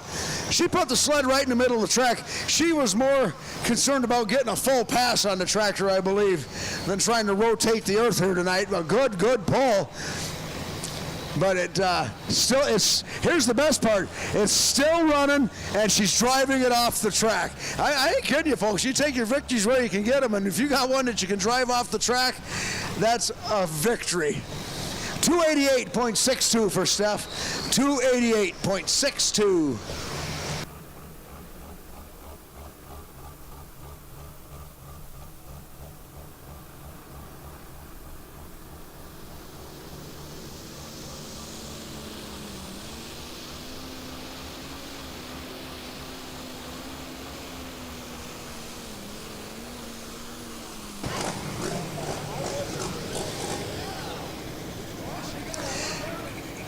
Well, Stephanie drives her down to the tow vehicle, and they'll give her a pull back, but she drove it off the track, and that in itself is an important thing.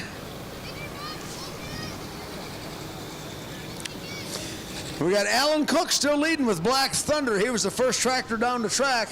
Ron Ament put a pretty good scare into him at 3:19.97. We'll have Colin Burkholz coming up next with a super clean 1456 International Harvester.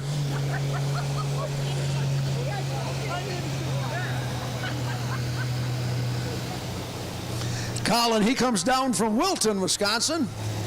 He was one of the first guys to jump into this light pro class also when it came on the scene.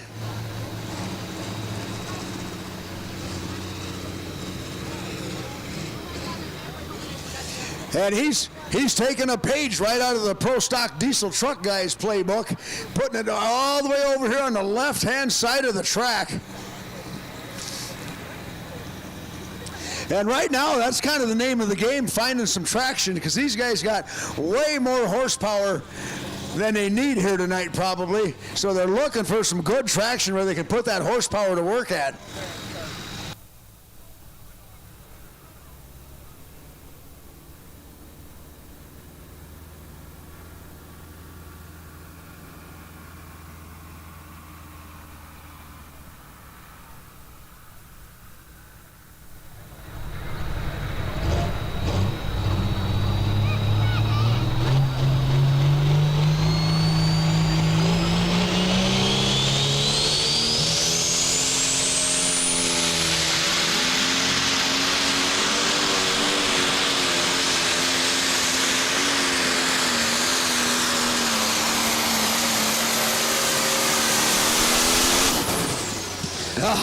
Colin Burkholz, he's trying to keep them boys honest here tonight.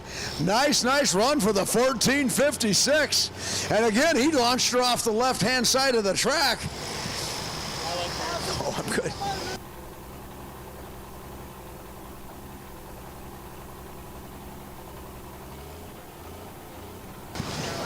Yeah, we'll see what Colin's distance is going to be.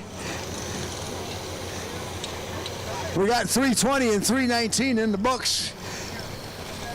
I'm sure Colin's distance is going to be competitive. Oh boy, competitive. He had to beat 320.52. How about 320.95? Your new leader!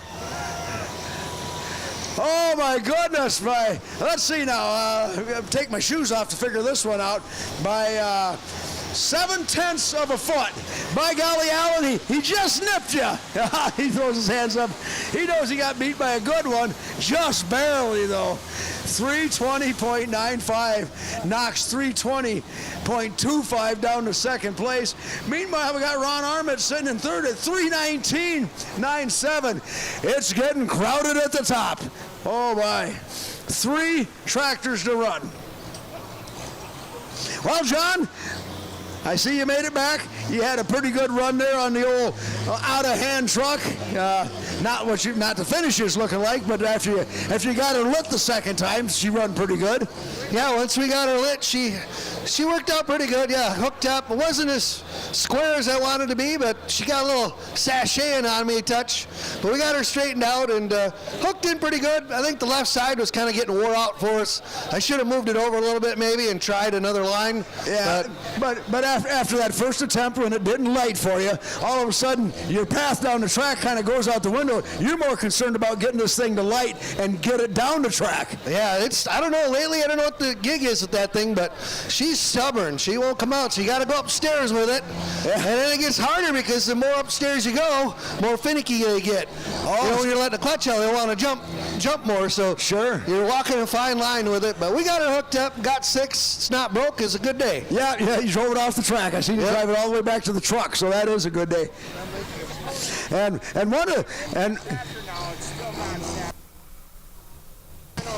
Yeah, still not satisfied, right? The Alice Chalmers D21, now Mark Cartwright hooking up the sled. A beautiful D21 Alice Chalmers. These guys had a D21 in the Pro Farm class way back when, and that was a good-looking tractor, and then they sold it. I kind of felt bad that tractor was gone. But when they built this new Light Pro, they put D21 skin on it, and I like the old D21s. It's a good-looking machine. The old tractor was beautiful itself, you know. I don't know how they could have topped that, but once they come out with this one, it's just, they did top it. It's out of sight, this one is. She runs good, too, so hopefully Mark, he get all his eggs in the basket there and get her lit. Again, this is another all-component tractor. Could be the wave of the future. We got a couple of them in here, but not all of them by any means. That was a cast iron tractor that just took over the lead.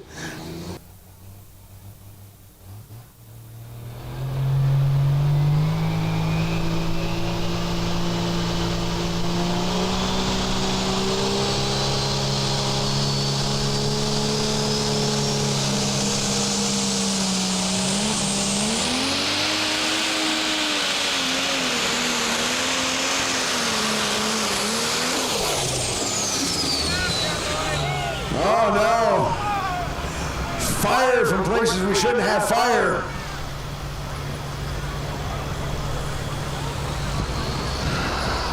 Oil line or something, fuel related underneath the hood. All the smoke there. Kind of wondered if you didn't have a fuel line or a return line or something pouring out some fuel on there in that hot header. You know, the first spot of fire we seen, John, was right around the exhaust pipe. I don't want, maybe the oil line for the turbocharger rattled loose, dump some oil. That's supposed to be going to the turbocharger on the manifold. Looks like she's still a cooking underneath there. You guys get up there and they'll shoot it out. Boy, I hate to see that. These guys, they spend so much time and effort and money making these tractors run, and then they have troubles like that. And he got her wicked up, boy. He got her lit and hit the throttle one time, and boy, she took off. He was on a roll. Last year he tried driving it, and Mark, he's been battling some health stuff, and we're always, our thoughts are always with him and his family all the time, and it's great to see him when he's at an event feeling good enough to come. And last year he couldn't get it to light, but boy, tonight when he let the clutch out, I'm like, he got her. He finally got her. So I was hoping the best for him. Let's give him a round of applause, fans. Wow, look at our big screen down there. Look at our big screen on the river side of the track. Ryan Zolik, our head technical services guy, he's got this baby on video, and watch this. This is going to light the sky. Everything's looking pretty good right now. She's humping right along, spinning some big RPMs. Oh, there she goes. And then she really goes. Wow. Maybe the turbocharger itself let loose underneath there. Boy, then she had a real big, had a grand finale, like the fireworks show. Jeez, that's why we wear fire suits and fire protective gloves, and they want the pullers to have their face shield down too, keep that fire out of their eyebrows. Yeah, wow, that was lit up pretty good. Well, hopefully it isn't real serious, but it just, you know, you got that much fire, something's not good underneath there.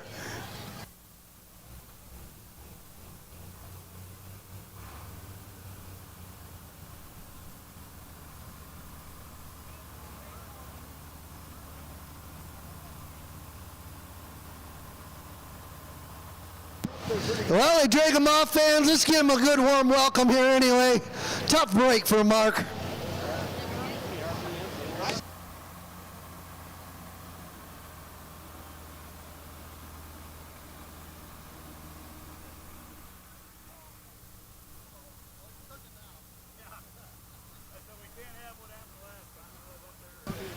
Well, Al Paulson backing up now, getting ready to set sail. Got his John Deere out there, that Deere addiction machine, and get the track cleaned up after Mark Cartwright's run. We're down to 2 tractors to go. Alan Paulson hooking up to the sled right now. We got to get the track whipped back into shape. And with 2 tractors to go at this point, I'm going to thank you all for coming out tonight and supporting the Mazomanie Rumble by the River 2.0 pull here tonight.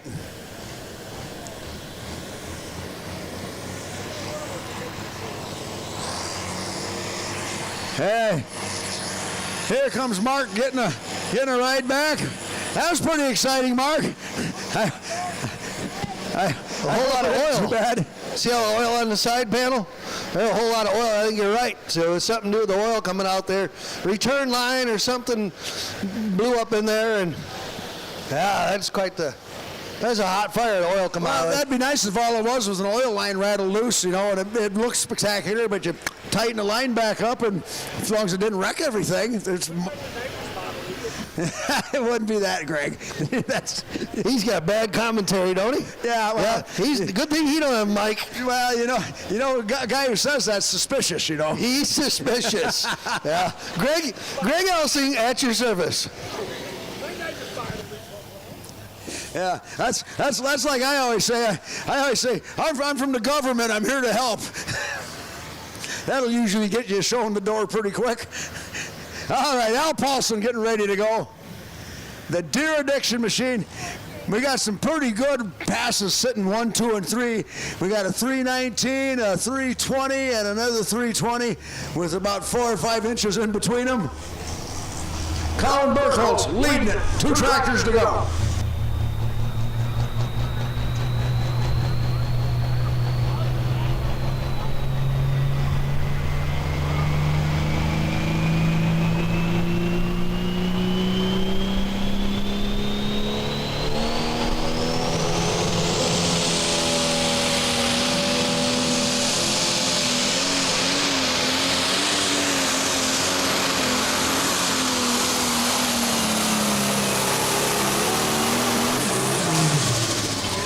I've seen our flagmen taking some steps backwards. That's always a good indication when you can send the flagman running. That thing, man, that thing loaded. When that box topped out, you heard the RPM actually come down on that. Yeah. And they don't do that very often. He was hooked up. That meant he was utilizing some of that horsepower where some of the guys have been just overpowering the track. And he got into it. And when you send the flagman running backwards, that's usually a good sign. Let's see what it looks like for him. He had to beat 320, .95. The distance for Al Paulson with the John Deere, 329.80, your new leader. How about it, John Deere fans? Are you with me tonight? Wow, by 9 feet. We had 3 guys within a foot of each other, and he just come up through 9 feet on all of them. Well, you heard the motor come down. That's where those 9 feet come from. Yeah, it labored right down. It stayed right in there. He was hooking it up a little bit. You betcha. No doubt about it. No doubt about that. I'll tell you that much. Absolutely. Absolutely. He made a good pass.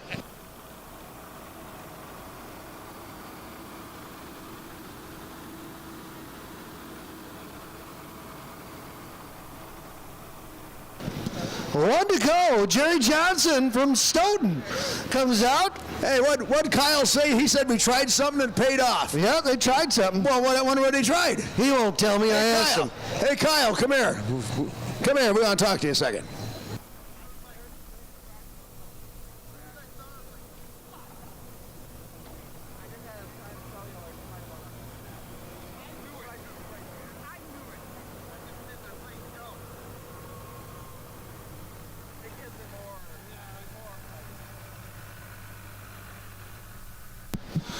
Jerry Johnson from Stoughton, the old workhorse deer, and he's been working at this. JJ and I went to school together.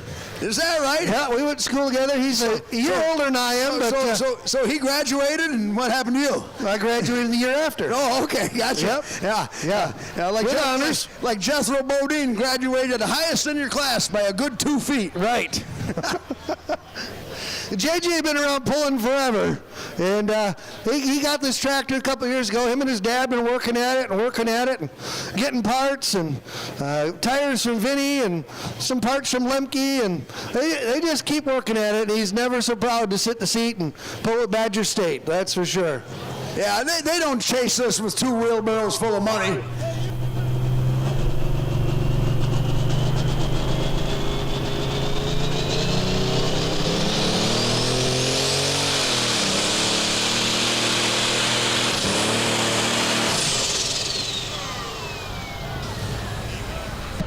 Son, when you hot, you hot. He got fire underneath the hood again. Oh, yeah, she's cooking. She's a-cooking. We got our crew on the spot. I think that's going to be a wrap for JJ. Hopefully they get his fire out. He seen it right away, too. He backed right out of it. He did. He jumped right out of that seat and started taking the old fire extinguishers to it. He had trouble with the oil line, I think, last year, too. That did that a couple times. That gets frustrating because that thing sounded really good, too. Yeah, he even pumped the throttle one time. Well, that's going to be the wrap. That's the last tractor of the night, everybody. We'll give you the complete and final rundown here. And as we get ready for the final rundown, I want to thank you all for coming out tonight. John, thanks for dragging me along. This is a tremendous event up here in Mazomanie. I had a good time. Here's how they're going to finish up. Mark Cartwright, well, JJ's going to finish in 8th as he had troubles down there. He's going to finish in 8th. Mark Cartwright with the D21 also having troubles. He finishes 7th. Seth Favomel finishes in 6th here tonight. Andy Cartwright with the great area rolls home 5th. Ron Ament with just passing through ends up 4th out of all that. Al Cook gets knocked down to 3rd by the time it's all said and done. Colin Burkholz held the lead for quite a while, ends up 2nd. And your winner with a monster pass of 329 driving the John Deere Addiction, Alan Paulson. Take her trackside for our winner interview and accolades. Congratulations, Alan. That was an awesome pass. I'll say it again, light pro stock puts on a really nice show. I think you were here last year too, weren't you, in this situation? Yeah. Actually, last year, kind of the same deal, and we ended up later in the class and got lucky and won it then too, but a little tricky track tonight, and got to be honest, I watched what was going on with the guys in front of us, and we made some changes, and it worked. So thank you for having us here. Thank you, Alan, and it truly is, the light pro stock is a driver's game here. There's no doubt about it. Oh yeah, like tonight we had way more power than what we needed, and you just had to play with it just a little bit. What kind of horsepower are you guys putting out now? In your class, I should say. I'd say most of them are well over 3,000. 3,000 horsepower. That's pretty impressive. Very impressive. Congratulations, Alan. You get first place plaque donated by Cardinal IG, which is a local business right here in town. Thank you. Thank you, guys. Thanks for coming. You bet.